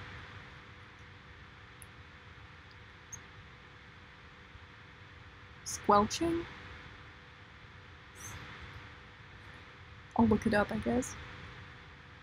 Not sure what I'll find. Squelching. Jet Squelcher? Jet Squelcher is a weapon in Splatoon. I think the reason I like Splatoon so much is I've mentioned this in my last stream, but me and my friend make paint cannons and paint peripherals that launch paint, which is effectively like an element on Splatoon, so I relate to it quite a bit. I'm gonna put all my rivets right there. Can you see them? Maybe? There we go. Okay, so I have little piles. I'm just gonna start cutting this. So yeah, we got into making paint cannons somehow. At some point last year, this is weird. It's actually kind of a funny story how this, I'm not gonna try and cut that on camera. There. You don't need to see me cutting this. You know what cutting looks like. I was on this TV show last year. It's this like weird thing that I did that I don't talk about anymore, but it happened. It was totally a thing. I, for freak reasons, applied to be on the Mythbusters search, because they were looking for people to replace Adam and Jamie, and like out of something happened, and I got on this reality TV show. And I learned all about TV and production and TV networks and all the nuance of that, like big show creation and production and everything, which was very valuable and insightful for me. But it was a very unique experience. And one of the things that it led to that was kind of a byproduct of being there is it inspired my friend and I to want to do one of the myths that they ended up testing, which was whether or not you could paint an entire room's worth of walls with one explosion. And I didn't get to do this myth because I was the first person voted off the island, and it was the very next one that they did, so I was really kind of bummed that I didn't get to partake in this. But my friend, being the good guy that he is, was like, hey, you know, you don't have to be on a TV show to do that. You can find a place to do it here in town and, you know, come up with our own means of making a big mess. And for me, this was my way of kind of like, you know, venting and getting, you know, frustrations out of my system. We didn't end up doing a paint explosion, but we did decide that we wanted to figure out a way to make a sufficient enough mess by means of using a cannon. So we started developing a pressurized air cannon for blasting paint. And then once we went down that rabbit hole, a whole truckload of other ideas kind of, you know, percolated out from that core idea, and we kind of went down that road and started developing other things. And this led us to kind of land a gig with Blue Man here in town, where we have a bunch of wall space basically backstage at their theater to play around with and decorate with paint splatter. So that's that thing that I do and post about on weekends occasionally, really late at night. Oh man, there's a bunch more words here. I should look at them. Yes. Yeah, that month that I get Breath of the Wild is going to be, like, done. Like, I'm not going to do anything else that month, I know. January is going to just be, like, me in a coma eating burritos, cooking nut buns in Breath of the Wild, because you can make, like, nut bread or something. I'm going to be doing that. Yeah. Googly eyes on everything. I have a friend who'll do that for me. Anyone know Dan from OSH Park? I'm calling him out in my stream. He puts googly eyes on everything. Or he used to, at least.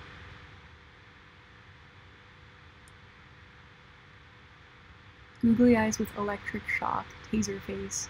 I like the word taser face. Noodle?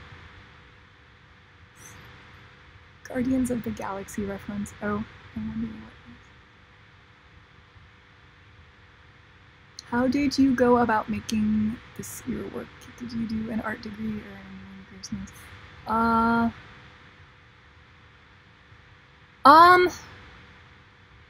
I went to art school. I have a decade of life experience in art academia.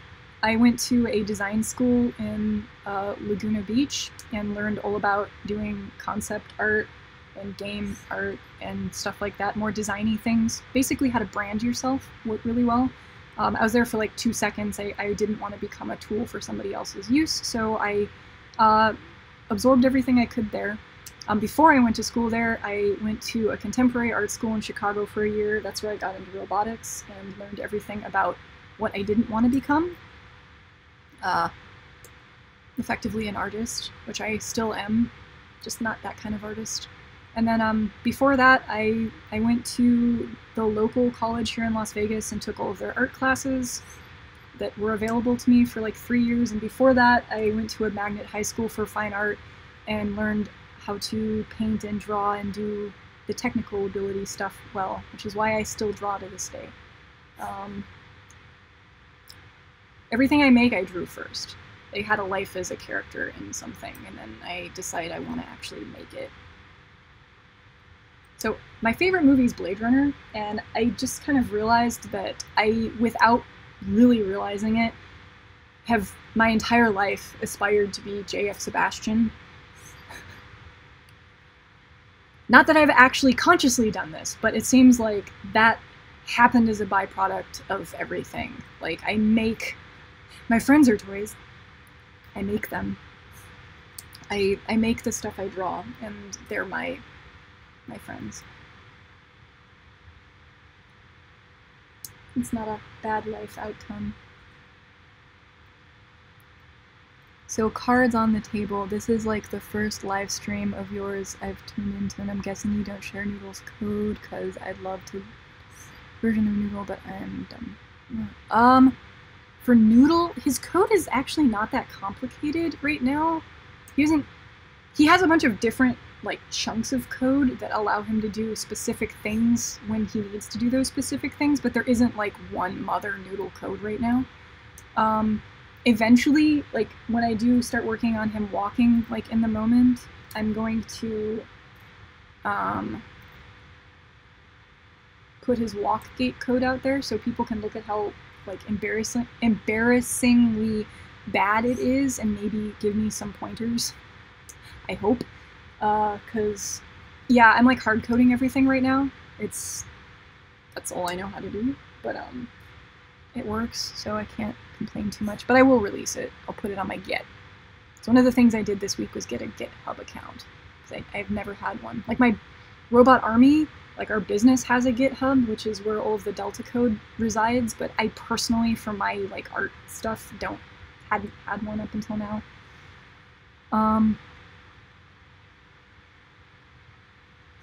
Yeah, I'm better at hacking and encoding too, Austin. I am on the same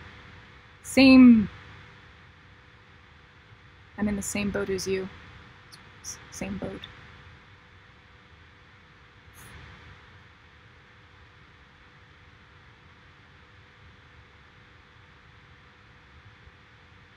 Yes.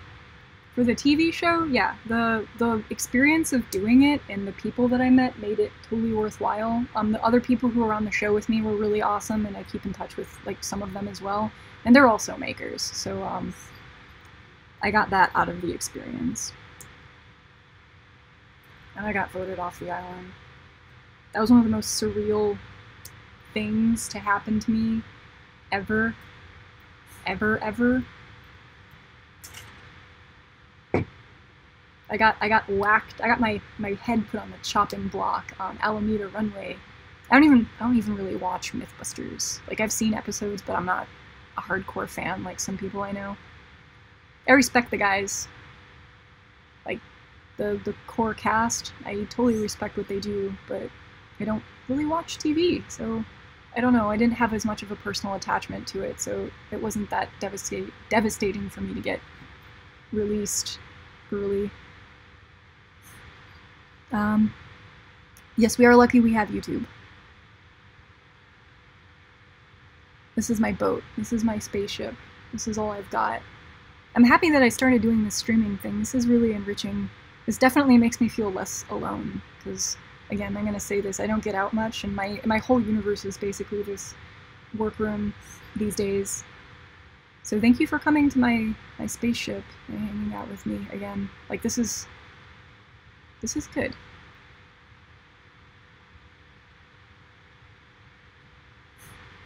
Yes, sufficiently advanced. Alan is cool.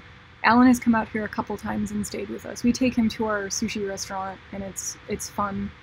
We call it Sushi Valhalla because when we were on the show, we all joked that when we got when we got inevitably whacked off of the show, we were all going to meet in Las Vegas, Ocean's 11 style, and we were gonna meet one by one in front of the Bellagio fountains and then go get sushi and sake. And as of yet, he's the only one who's come out here to do that with me a couple times. So I don't know. But he was cool. He was the other like hacker, YouTube, electronics person that I met. So I don't know. That was a neat friendship that I made as a result of being on the show that makes it worthwhile. Oh god, where was I? Sorry. I lost my place. There we go. Oh, good night, Pookage. Test battle channel link here, he said. I'm also out for now. Oh, good night, guys. Those of you who are making dinner and leaving, I realize it's getting kind of late. I didn't think I'd be on for this long, so thank you for sticking around as long as you did. I'm gonna actually make one of these, a couple of them, so you see what I'm doing, and then I'll end the stream. I'm sorry, I got distracted. I didn't think there would be as many people talking to me, so thank you for being here. Like, I kind of thought I was going to just be making stuff, and I'm way more interested in talking to you guys than I am doing this, so I apologize. I apologize and thank you. This is awesome.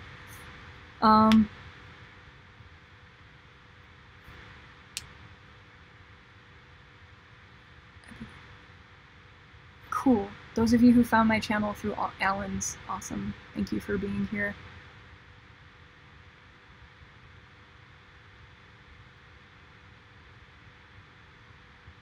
Yeah, I'm bummed Alan didn't make it to the end. Like, I kind of, in my own headspace, had my money on him just because he's got such a, like, a prominent, like, quirky personality, and he knows he has chops, he knows his shit, so I was kind of rooting for him, as well. But, you know, I don't know. But that's cool. I'm glad that you guys found me through him. We have totally different, like, film styles, so it's cool that we can collaborate on occasion. It's been a long time watching. Oh. Cool, thank you for coming here. Ride, is it Ride Dude? Dude 998.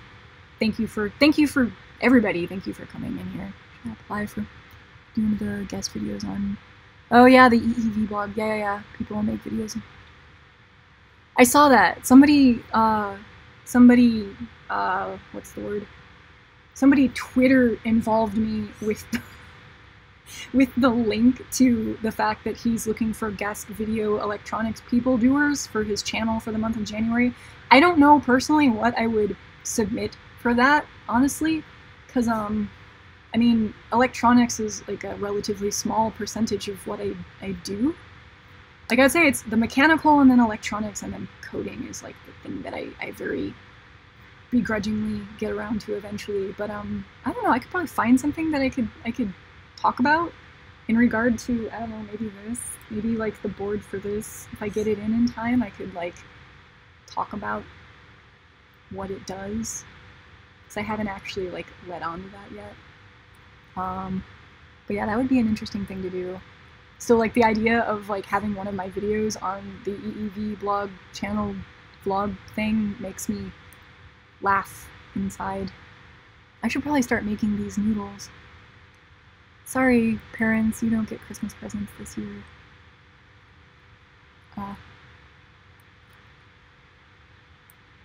Not sure if last one through or not, but you should Twitch stream?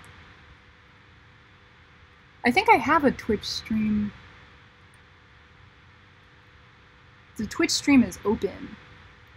It is going on Twitch right now. So I do have a Twitch account. It's there.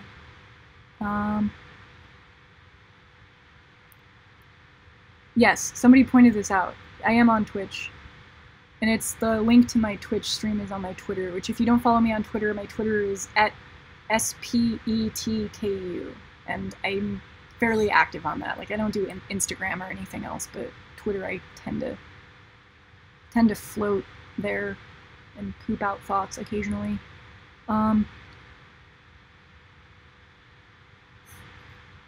Cool. Anyhow, alright, I'm gonna tear away from this. I'm gonna have to adapt to that. So now I know in the future that if I'm gonna be building something, I need to not just stare at the chat like tick by. I need to actually do what I set out to do.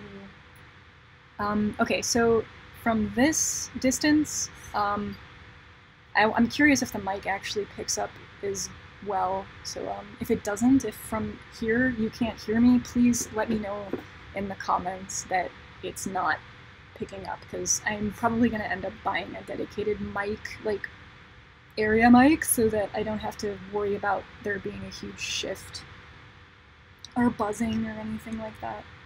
Okay, so let's see. I'm gonna put this here. So this is a femur. It's not too bad. So the longest bone that's on that build plate is the femur bit. It's different and distinguishable from the shin in that the end opposite of the holes has right angles and isn't rounded. So on the shin piece, oh wait, no.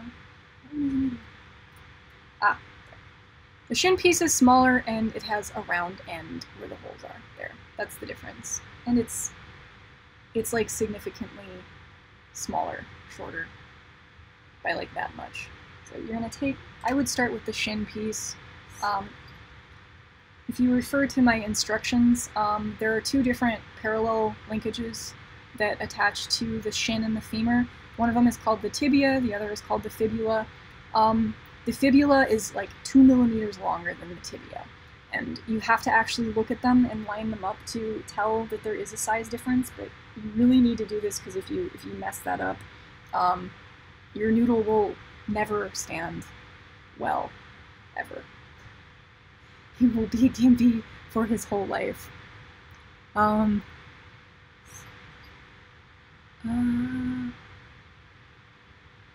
Multitasking is a myth. I agree.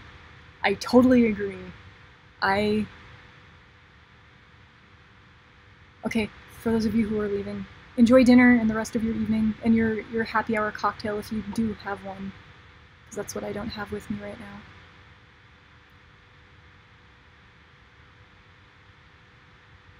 Can you donate through YouTube? I don't think so. I have no idea. I have a Patreon though. Like, find me on, I'll post a link to my Patreon. If you want to support me, that'd be awesome. I thank you in advance. I try to put out videos where I show what I actually buy with my Patreon money, like what upgrades and goodies I end up affording in a month based on the extra money that I get. Sometimes I don't have time to do it, but I really do try to and point it out so that people know. I really do appreciate it. It's the extra income is very helpful. So on this top hole, so if you hold your bone like this so that the holes are on the bottom, which is where they're going to be if you assemble a leg anyway. The top hole, the one that's in the middle of the leg, is going to be the one that you attach the tibia to. And the tibia is the bone that is slightly shorter. So you're going to take two of your slightly shorter bones, the tibias, and you're going to sandwich them on either side of the femur. And what I like to do when I do this is when you 3D print something, one side of your print is nice and smooth because it was the one that was making contact with your print bed. I like to take that smooth side and make sure that that's the one that's making contact with the bone right here. So with the shiny sides on the inside, sandwich your femur with two of the tibias on the middlemost hole, lining it up like that. So you can see the flesh of my finger through all of those holes. That is where you're going to skewer. You're going to skewer that hole with one of your rivets that you've cut. Okay? So I'm going to take one of these little plastic pieces right here, and I'm going to jam that through all those holes. So one of the things you want to do is you want to make sure that your printer is calibrated so that sometimes, like if your print head is too close to the print bed, that first layer of your print is going to be slightly mashed. You know what I'm talking about. Those of you who have done like a lot of prints on a lot of different printers are familiar with that first mashed up looking layer. You need to make sure that your printer doesn't do that. So if it is, then some of these parts aren't going to fit together as well as they ought to, because some of them do compress. They're meant to compress. So once you slide this through, the easiest thing to do, once you have your rivet in, while you're making your first knob end on your rivet, you can take all these pieces,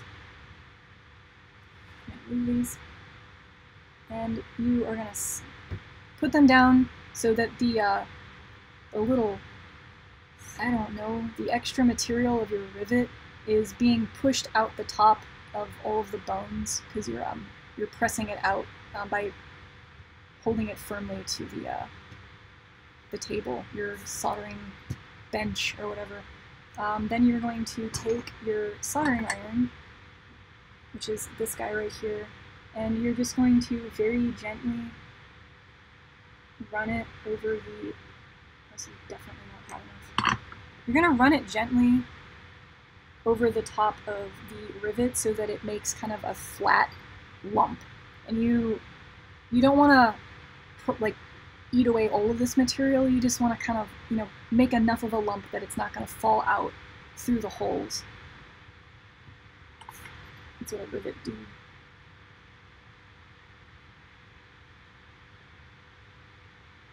So like that. And I'll wait a couple seconds, and then once I think it's cool enough, I'll take my finger and I'll actually press down on it a little bit just to give it a uniform look.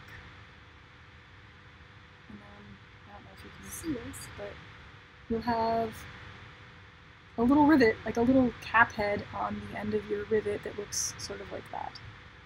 If I were doing this in a different color, you'd be able to see it a little bit better, but hopefully it's not too indistinguishable from the rest of the parts. So after you do that, you can then flip it over and do the opposite thing. You can press that cap end firmly against your bench, and it will force the remaining material up through the holes right there, and you can kind of see that against the contrast of my flesh. That little nipple poking out there. So you're going to do the same thing to that nipple. You're going to take your soldering iron, and you're just going to very gently make circular motions on top of it until it flattens out a little bit.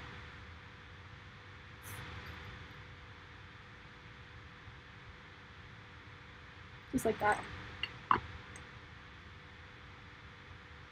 Press that down, and you can see I made a little blob like that. So you want to make sure that the rivets on either side, the cap ends, are sandwiching those two parallel linkages firmly against the femur, because if they aren't, like tight, then you're gonna have a hard time posing your noodle because there isn't anything mechanically holding his legs in any position. So how tight you make these linkages is going to determine how posable your noodle baby is, actually. So now that I've done one of these, I'm gonna refer back to my list and see what is happening here. Oh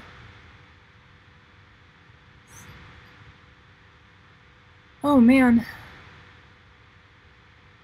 I'll post a link to my Twitch and on my on something. Oh god. I'm Spetku, like SPETKU on Twitch. Bye Justin.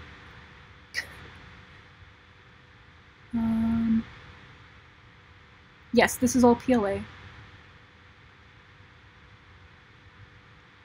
No, these nipples you solder. These are nipples that are okay to solder. Oh, as it's getting dark in here, you can see Noodle's room behind me. That's Noodle's room. He has Christmas lights on him. Noodle's the Christmas tree this year, by the way, so all of the presents are laying under his legs. So he has like a nest underneath him, and then presents in the nest, and he's just sort of nestled on top of them with lights around him. He's like the Festivus pole.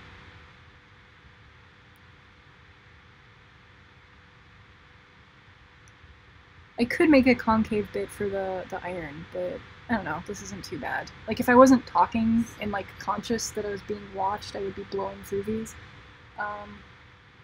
But that's okay.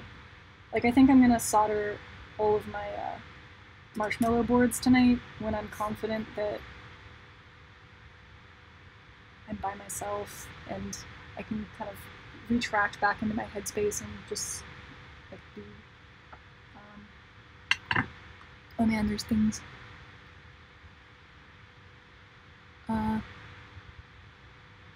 Tony, hey! Haha. Is there such thing as a soldering rivet tip? Is that like a thing? I don't even know. Apparently it is, since you're bringing it up. And yes, I do, because if I had one, I would be using it. And you know that.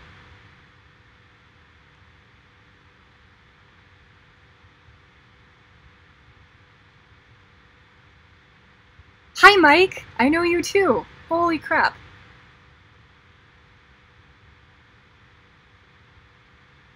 Cool. This is awesome. Hi, guys. Thank you. I know some of you could be eating dinner right now, or like starting to make dinner right now, but you're not. I'm gonna continue though. So thank you for still being here as the sun goes down. It's cool that the light's changing in here. Okay, so I got this bottom hole that's left right here. This is where you're going to attach your fibula piece. These are the bones that are slightly longer. That is, oh man, this pile right here. So I'm going to take 2 of these and I'm going to repeat that step. With the shiny slick side on the facing in, I'm going to sandwich the femur bit. Ooh, I can't tell which is which. And I'm going to line up the holes as best I can to show the camera on the end like that. And then you're going to drive one of your tiny filament pieces through those holes. Is anyone that's still in here making one of these right now? I'm just curious. I know, like, at the beginning of this stream, a couple people mentioned that they were printing the parts and, like, referencing the instructions.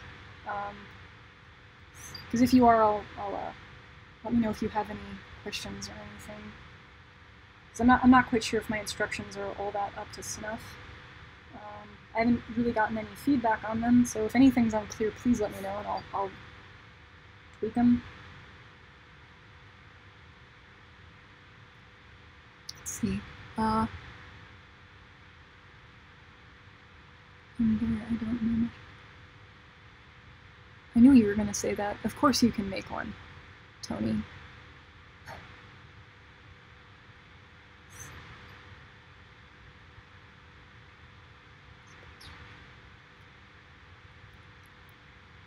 Cool, you're printing leg meat? Oh, you're doing the white. I'm also curious to see if anyone makes a baby noodle in any color palette other than what I've suggested.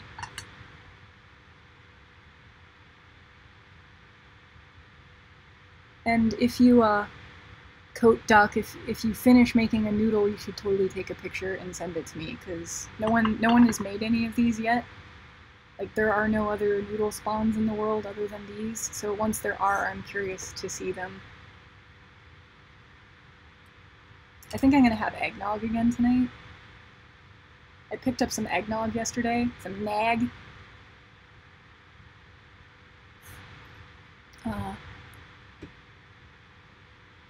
Ooh, sparkly blue. I want to see a sparkly blue noodle. Foot part for pasta. If you do redesign something, let me know. Like, I'm just curious to see if anyone comes up with something better than what I've thrown out there. But yeah.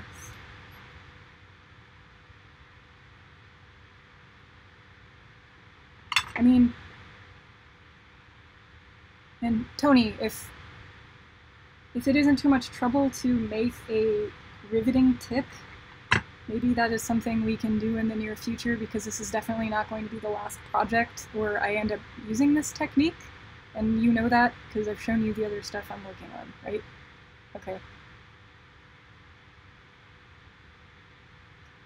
But yeah, I'm gonna have some eggnog tonight. So as soon as I'm done building one of these guys, and I end this stream, I'm going to have my 5 o'clock cocktail, which will consist of probably eggnog and, like, I don't know, like rum. Do you put rum in eggnog? Is that a thing? Like, what do you put in eggnog?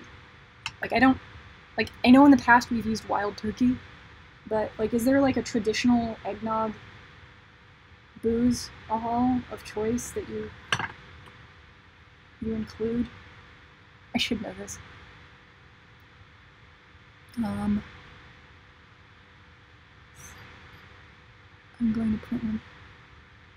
Definitely going to make a noodle. Aw, first leg meat done. Yay! I'll tweet. It will require some beer, but I think my lathe can be. Ah, alright.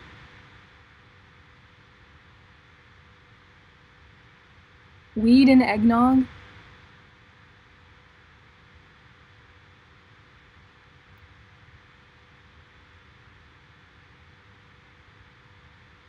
My filament is a little moist, so he's gonna have fuzzy socks. If you moisten your filament, that makes it fuzzy? Is that a thing? I like that you use moist and fuzzy socks in a sentence. This makes me happy. Spices, maybe? Oh yeah, okay. I'm gonna keep doing. Don't get distracted, Sarah. I'm so easily distracted. Ah! The baby noodle page has a few innuendos. Why am I not surprised? I don't know. Why aren't you surprised? Oh, hi, Marble. You're like, you're, I'm happy you're here. You're here. You're my, I don't know what to call you. Thank you for being here.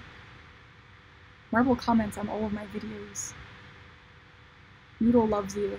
I have internet and I caught your stream. Oh, whoa. It is windy in Vegas. Oh, baby Noodle says hi, Marble. He says hi to you too, and so does Noodle, who's like, oh, over there. Noodle's on, Noodle's watching. Oh.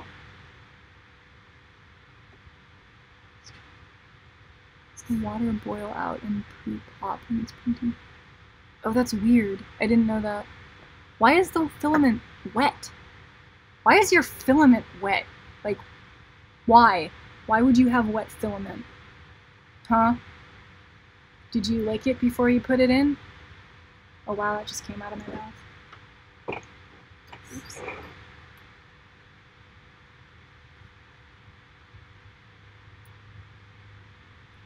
Anyhow, I don't know. Moving on.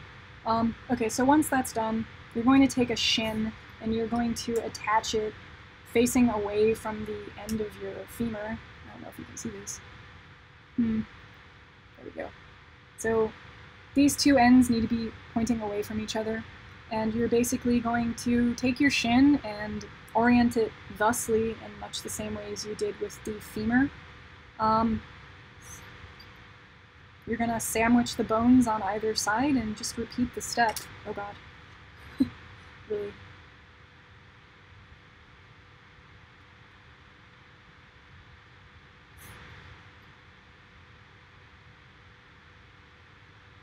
Oh, high humidity. That makes sense. Ah, a moist basement. That makes sense.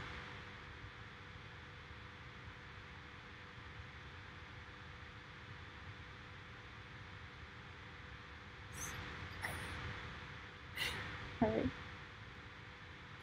Keep working, Sarah. You have like 100 more of these to do.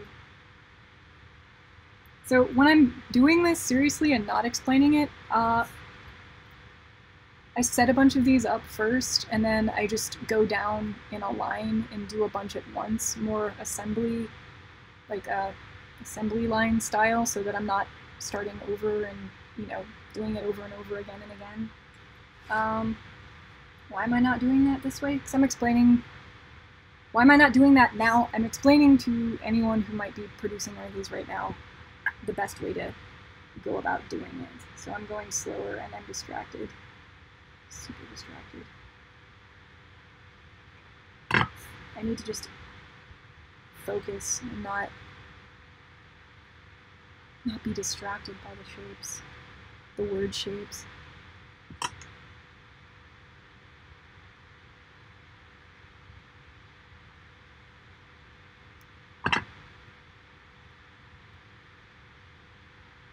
There we go.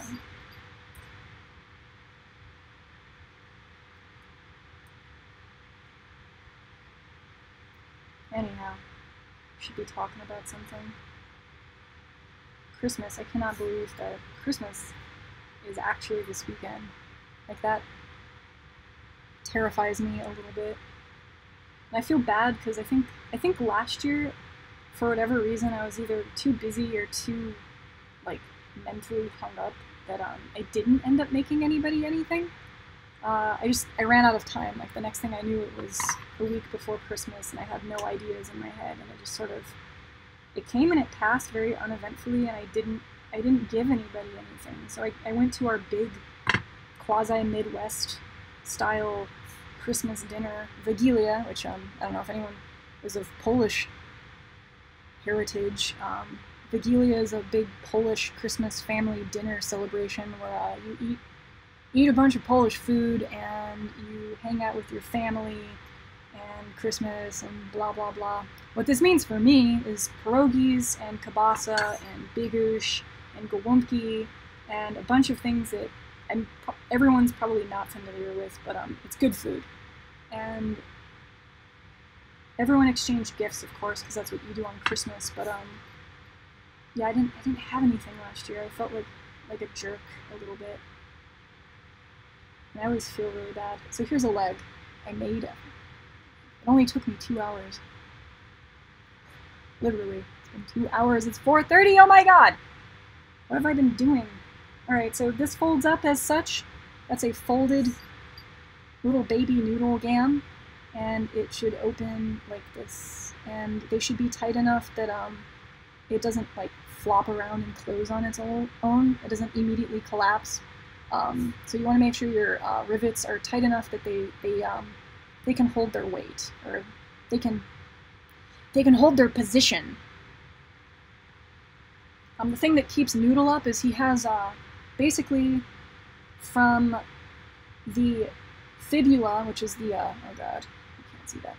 So from the back of the fibula right here, he has a spring that connects to a little bit that pokes out on his femur, right there. So right here there's a spring, and it actually forces the leg up. I think that's what it does, or maybe down. No, it forces the leg open, so that helps him hold his weight. And I don't have that attachment on here. I might implement some sort of like little hook that holds onto one of those tiny little like braces, rubber bands, but I don't know. That's going to be in another iteration. I'm going to worry about getting these done first. So I'm going to repeat the process that I just did one more time, and then I'm probably going to end this stream. Yeah, you can say, why is it asking me if you can say fuck? I don't care. Awesome. Oh, cool.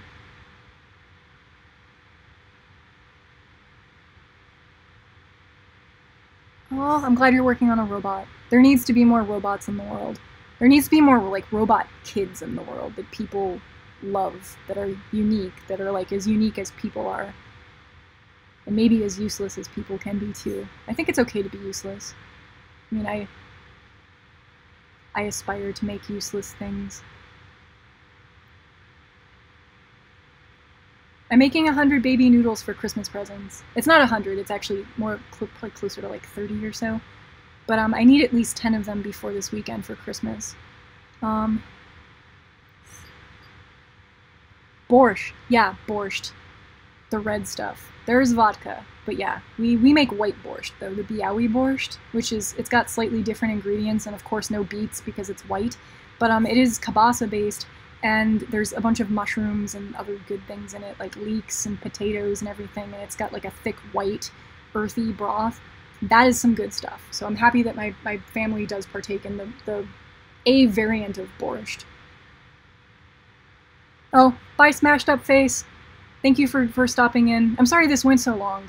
I mean, I wasn't planning on this being 2.5 hours.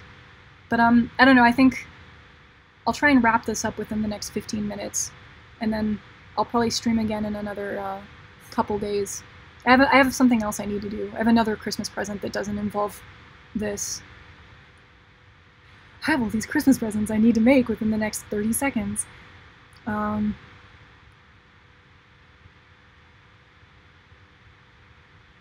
Vigilia. Yes. Vigilia. Yeah, I'm looking forward to our Vigilia.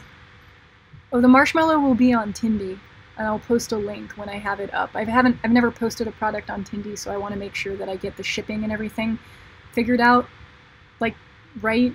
And I should have probably waited to release any of this until I had that up so people could buy it. That would have been, like, a smart thing for me to do. But this needed to get done, so it was either I stream it or I don't. But either way, it was going to happen now, because Christmas is coming, and that's my deadline, so whatever. I'll put it up when I can. A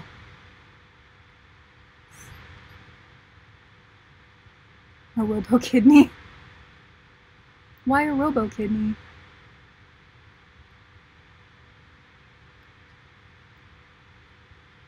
I have not met Simone. I'm familiar with her, though. I think... I want to say they were filming something in the sound stage near us when we were doing the show. I heard that. I don't know if it was true, but we didn't end up crossing paths. Adam Savage happened to be in the neighborhood, and he dropped in the day before we started filming and gave us a pep talk, which was super nice. And I think he was there because he was filming with her, so I'm assuming, yeah, she was in the neighborhood, but no, I didn't get to meet her yet. I tend to be kind of shy, I guess.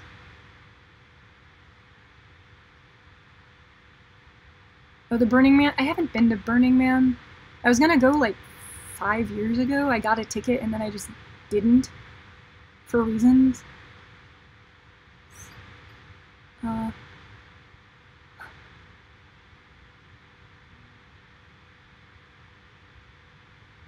One of these days I'll have a reason to go to Burning Man. I think I'll go to Burning Man when I actually start making something larger than my desktop. Like right now I make very discreet, intimate, small things that you can like pick up and investigate within your personal space. Like when I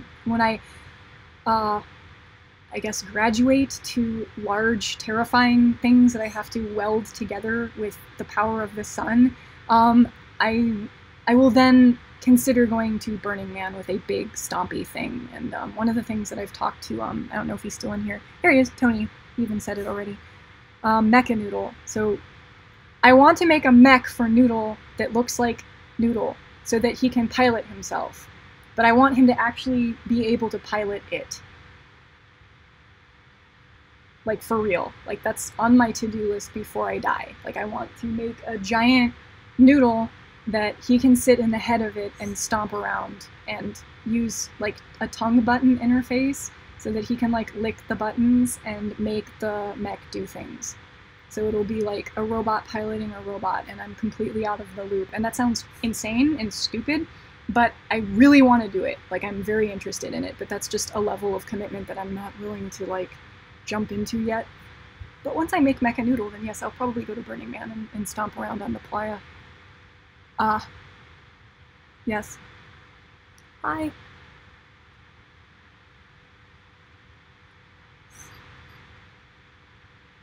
I didn't use a Burning Man ticket, and I didn't sell it.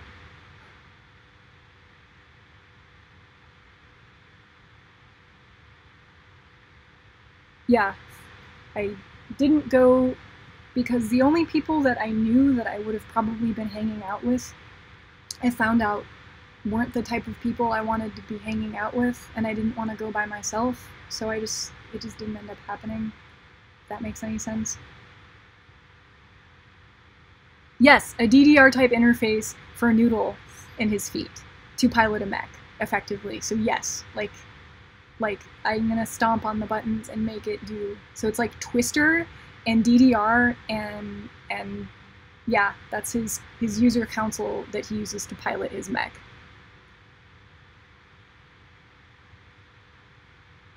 I'm just curious, Micah, why wouldn't you recommend it? This is important. So I have enough people I know that in spite of every reason I've given why I personally don't want to go, they've argued with me over my reasoning, and I haven't been, so anything I say doesn't have as much weight as whatever it is that they're trying to convince me of. So since you've gone, like, why wouldn't you recommend it? Because I already kind of don't want to go.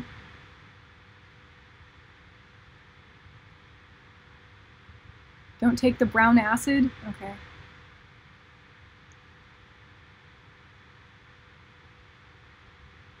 Well, good night.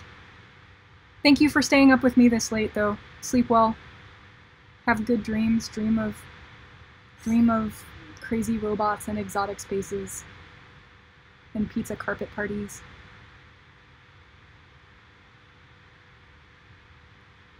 I was gonna do one more of these and I kind of got distracted by the chat again.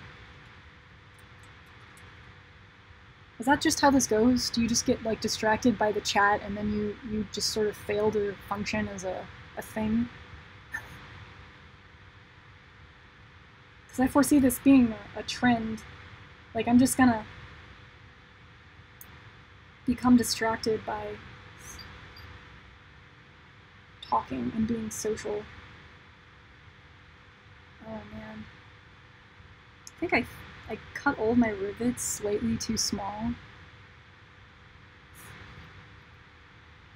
Maybe not. They might be perfect.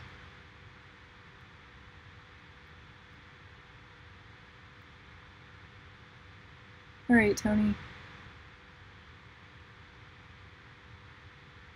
Are you still cleaning? Either way. You're almost out of there. You've got, what, 2 more hours?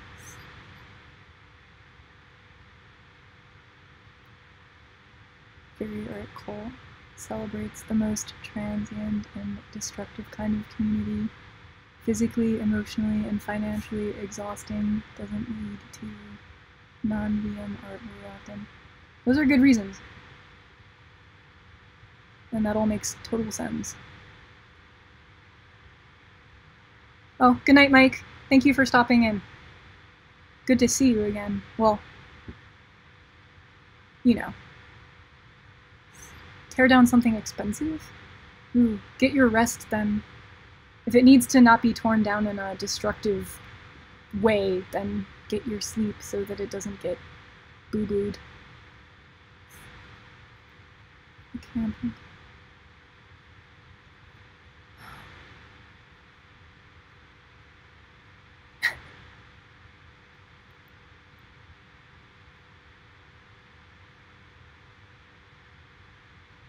Huh. It does seem like the sort of thing I would go to once just to understand what it is for the experience of it, which it sounds like you did. Like, you got your fill of it, and then you're good. Like, you're satiated, and you don't have to go back. Like, I get that. I kind of feel that's how things went with DEF CON for me. Like, my whole young youthy life, I always wanted to go to DEF CON, and I finally met people that was what they did. They were avid participants in the DEF CON community. Some of the people at us in shop, that is. And I went with these people, and I went for shit like the past 5 years I've gone to DEF CON, and I've participated in multiple different ways. But I'm kind of like done with it. Like, it's not my thing, I guess. I've come to realize that where the community there is really rich, and all the people who go and participate seem to enjoy it. Like, I don't get the same thing out of it that they do, and I just don't really have a desire to keep going, if that makes any sense. So I don't know. I came, I saw, I conquered, I guess. At least for now. I mean, I might just be a burnout thing, and I'll come back eventually.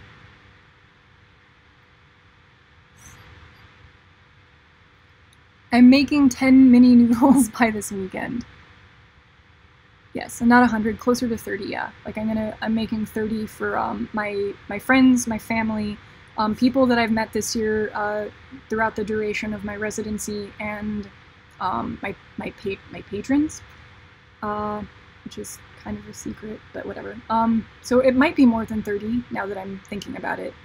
It might be closer to 50, but some of those don't need to be made or finished until after Christmas, so they're going to be like beginning of the year gifts rather than Christmas presents.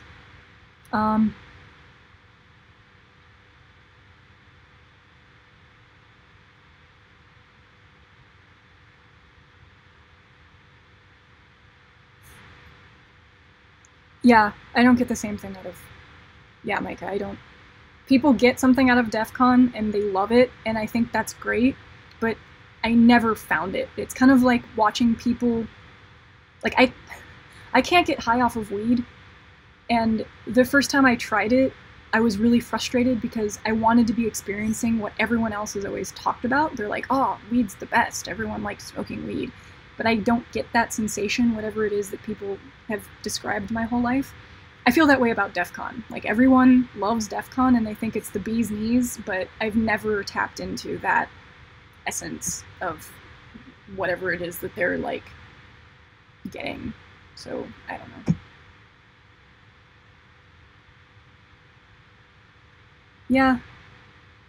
I'm planning to go to DEF CON for the first time this coming year. Hope it's worth it. It is totally worth it. I think if you're like a computer security type person, then it would be a lot more up your alley. But as someone who, I'm not into security, I'm not into exploiting things in that way. Like, I'm into appropriating things and hacking things socially and manipulating stuff in like an artistic sense, but that seems to be a very different exploitation than what they do at DEF CON. Like, they're similar, but they kind of don't even meet, really. So as much as I thought I would appreciate that philosophy, whatever, more, I kind of just... Well, it's super windy here, I'm sorry. Like, there's, like, things flying by my window. Wow. Anyhow, yeah, DEF CON, it's worth going to. Participate in as many things as you can, and, I don't know. Make kits, go to talks, and try not to get too drunk so you can enjoy it during the day and not be hungover.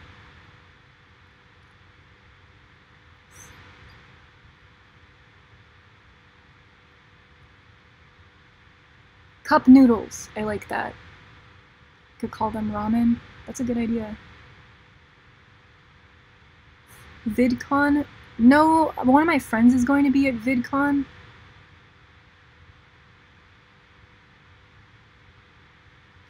I'm not. I actually don't know what that is. I'm guessing it has to do with video. I don't know much about it.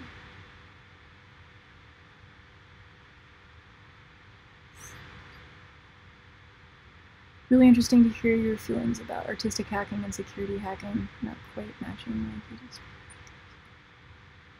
I think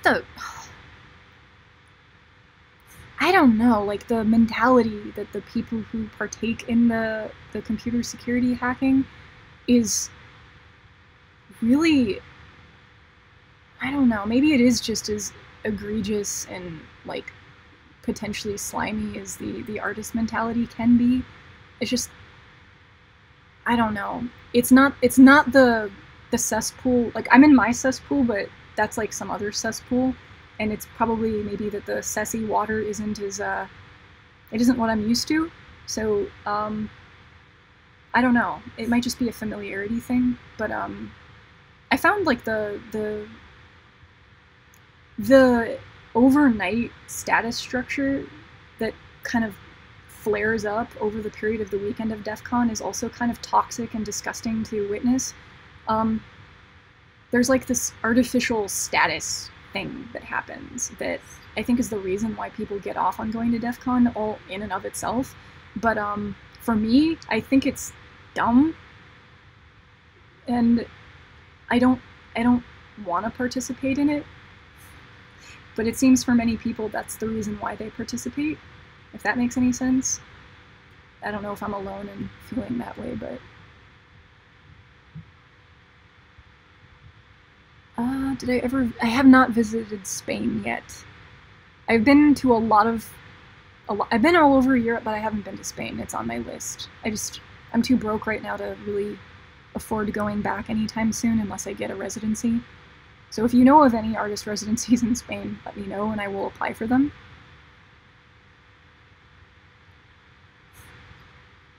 Oh, it's a YouTube... Wait. It's a YouTube convention? Oh, it's in Anaheim. Oh. Yeah, that isn't too far away. Maybe. When is it, Marble? Is it, like... It's this weekend. Wait, it's in, like... It's Christmas weekend, isn't it? Or is it the following weekend? Or is it the weekend that just passed? Somebody was just talking to me about it, and I don't remember when they said it was.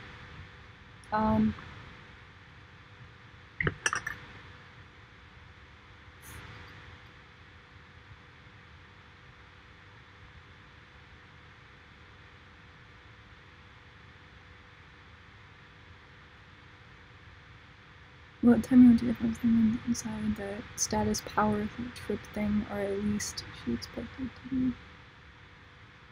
The friend was with a friend who is, I think, on the inside of it. Yeah.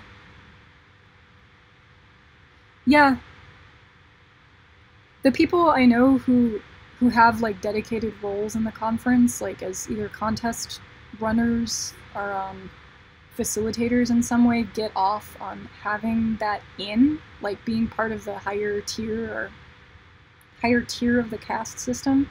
And there's enough people who are aspiring to obtain that in some way that I think it gives them some sort of like something. I don't know, but they like it.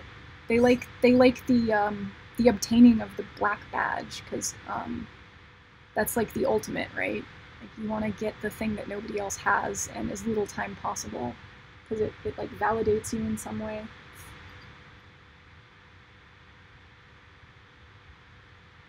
I don't know. It was fun. Like, don't get me wrong. Like, I love going. Like, even like last year, I was like, I'm not gonna go because it was literally the day before I had to leave to go be on the Mythbusters thing, and it didn't make sense that I go because everyone drinks like an obnoxious amount of alcohol while they're at DEF CON. And I went anyway because one of my friends, Crux, he holds the Crash and Compile contest there, and I'm on the distraction team. And I always come up with some performance art to exhibit to the contestants to distract them, and it's always something really silly that I come up with, like usually like the weekend before, and then implement like in action at the contest. And if it's fun. Like it's not that it's a DEF CON, it could be happening anywhere, but like I enjoy that social aspect of it. And there are people that go to DEF CON that I only see at DEF CON because that's their thing, and it's the only area where my world overlaps theirs. And I don't know, I enjoy it for that, but I don't know if that's enough to keep me going back year after year.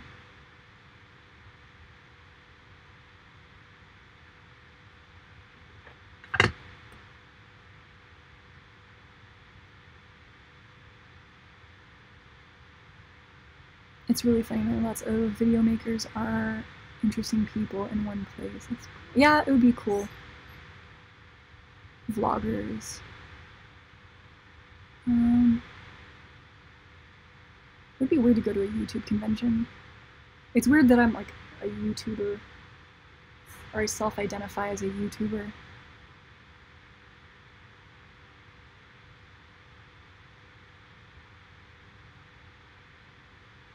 Interesting. Okay, so it's in June? Are you sure? Kids are going. Maybe he's talking about some other conference. I was just talking to somebody and I could have sworn they mentioned that VidCon was like, maybe it was some other con that's this weekend. I don't know anything. Alright, I've made exactly 2 legs in the past, like, whole day.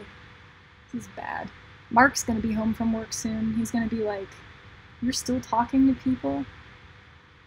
You know what this reminds me of?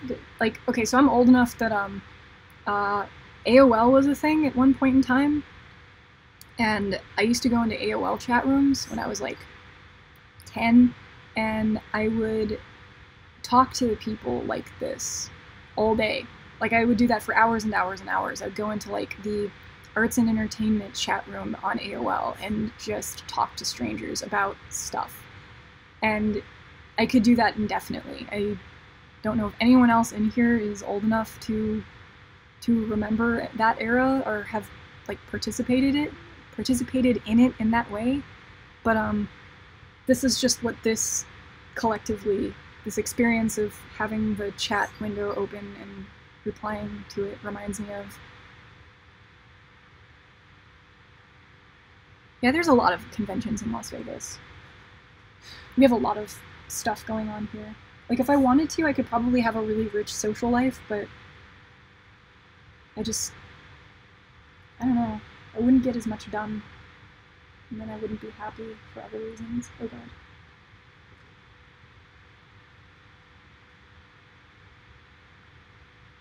Noodle. I'll finish this one up,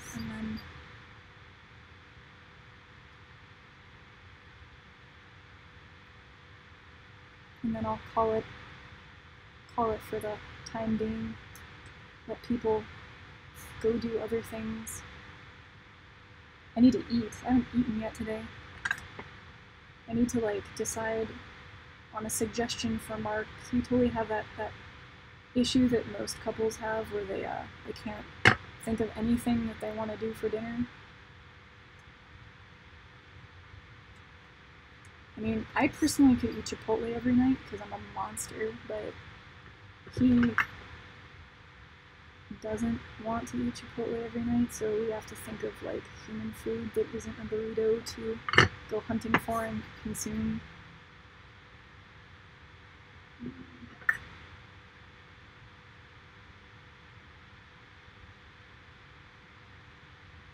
Computer vision.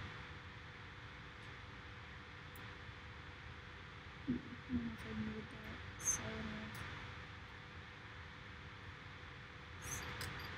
Noodle's still on back there. Noodle's usually in some way, shape, and form around and conscious while I'm working on parts of his body. So I think it amuses me, like the concept of having your creation look upon you as you work on it.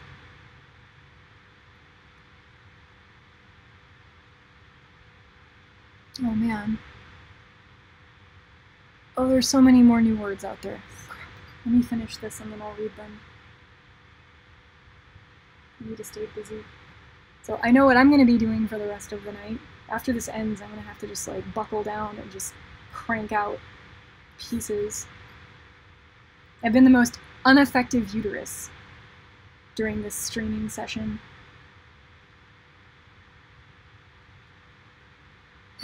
Ineffective, not ineffective. Oh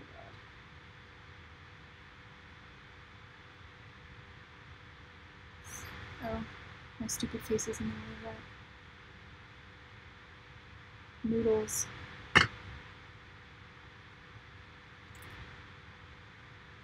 Well, everyone's just chatting. Cool.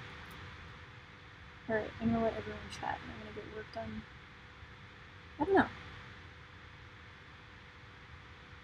Does anybody have a favorite Christmas cocktail that they like to drink at these family gatherings that we all have?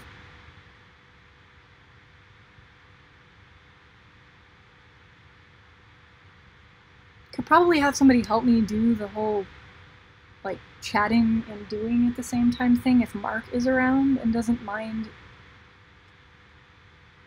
reading comments to me while I work, while he works. He usually works at his computer, so if he can peek over and read what people are saying from time to time, that might be a possible format that we can adopt, but I don't know. It depends on if he's up for it. Because yeah, that would be really helpful. Because I'm like totally proving that I'm incapable of multitasking right now.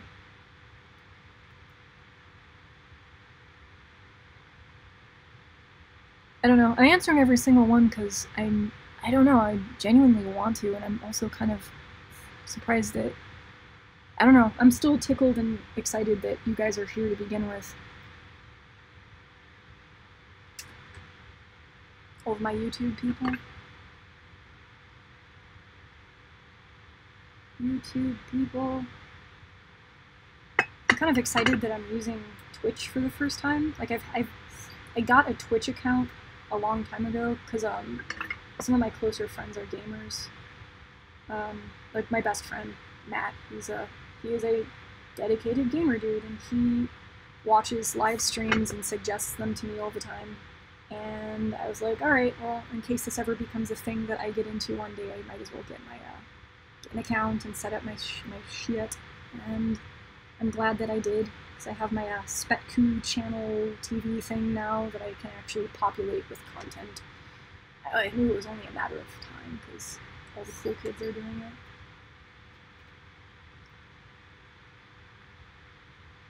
Copious amounts of soy eggnog? Yes, that sounds like every Christmas for me. McGillicuddy.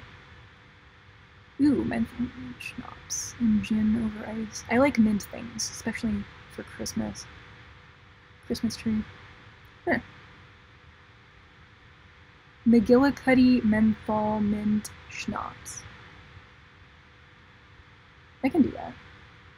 Leg meat number 2 is almost done. Awesome! I'm happy that you're making leg meat. So you have to attach the toe meat to the leg meat and snap them together.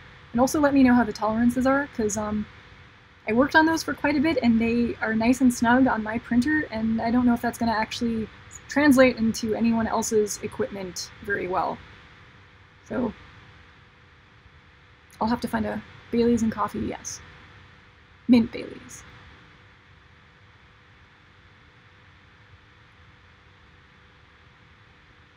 Hey, you're making your noodle about as fast as I'm producing parts that I'm supposed to be cranking out like a machine, and I'm not. Noodle's judging me. Noodle. He's angry because I promised him this week was going to be the week that I let him walk. Because he really needs to bound like a majestic beast. I mean, he's going on 3 years old and he still can't walk independently, or even quasi-independently. And this needs to change. It's kind of embarrassing, actually. Makes me feel like a bad parent.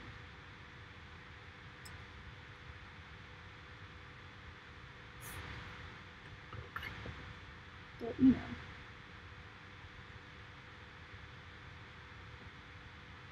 Anyhow, has anyone else in here been to Ars Electronica?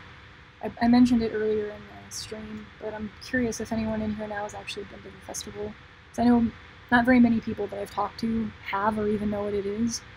I don't know. Like, honestly, it probably won't fit. My tolerances are all way wackadoo right now. If you're having issues with the tolerances, if the pieces are too loose and they don't fit together, you can use this plastic welding technique to kind of like run over the seam of 2 parts with your soldering iron, and it will permanently, obviously, weld them together. If they're too tight, which is a little bit more tricky to work around. You can use nipper cutters to cut away some of the material and then fit them together and then use your soldering iron to plastic weld the parts together. I don't know. This is kind of a guinea pig project. If this works out and people actually successfully produce some of these little weekend projects, then I'll keep making them, and hopefully they'll get better and the parts will be easier to reproduce. But right now I don't know what I'm doing. I apologize if they don't work very well. It'll get better.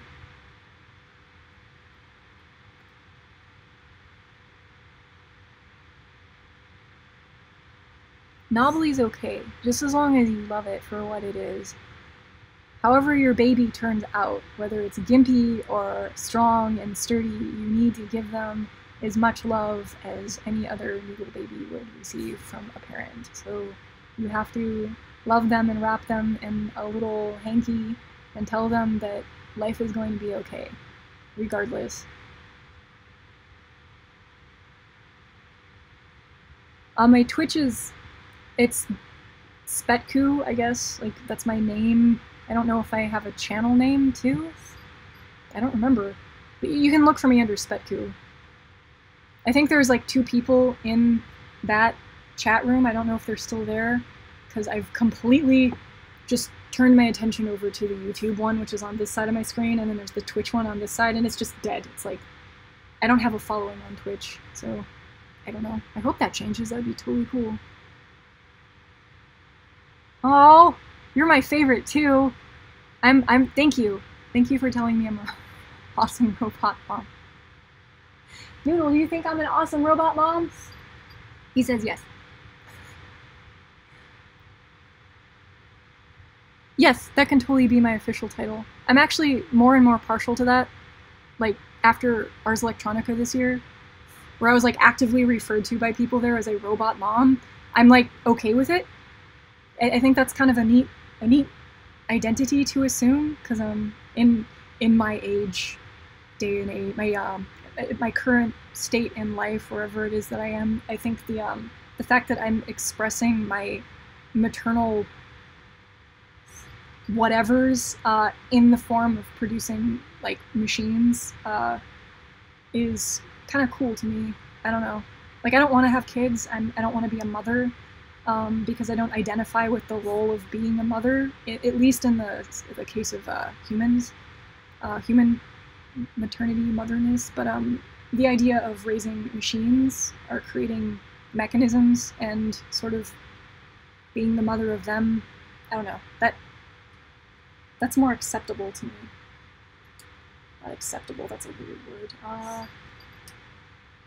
It makes me happy. It's pleasing to my self-identity. Wait, these are the small ones.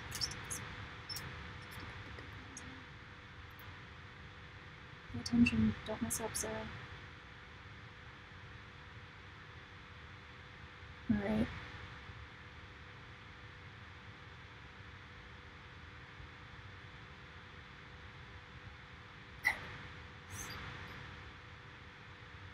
I would highly suggest getting a printer or finding a place that has one that you can use if you're gonna make stuff.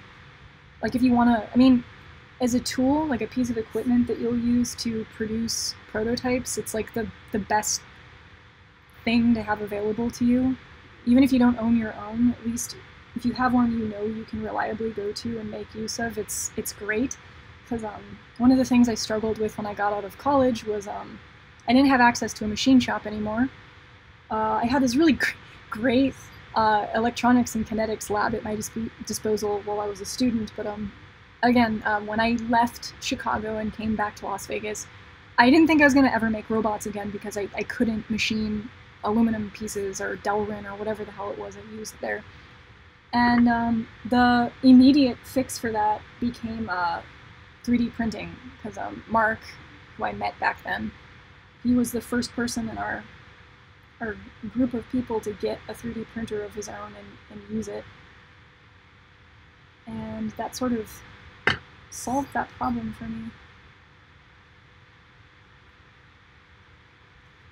Alright, I think I'm gonna end the stream because it's been 3 hours. Like I started this at 2 and it's 5. I'm gonna go make a cocktail like I did for my test stream in the kitchen with the thing that's not a butt toy, the muddler. I'm thinking it's gonna involve eggnog and maybe orange rind peel or something. I don't know. But yeah, I don't know. I want to thank everybody that was collectively in this room and is still in this room right now, or was ever in this room, because this is, I don't know, I didn't anticipate that anyone would be present for the stream, and I think it's cool that you were here. I don't know, thank you for your support and for talking to me. Like, I'm happy to actually get to meet some of you on more of a personal, like, discourse basis rather than just through comments and stuff. Because, I don't know, again, this is making my world feel a lot less secluded and small. I'm happy. It's not a butt toy. It's a muddler. Trust me. At least I hope it's not. This is Mark's kitchen we're talking about.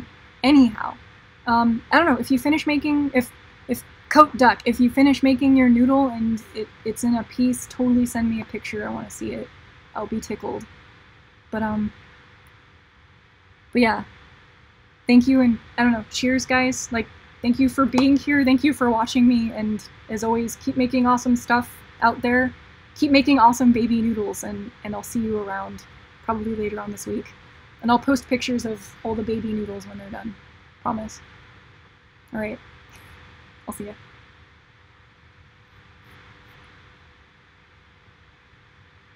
Yes, I'm sure.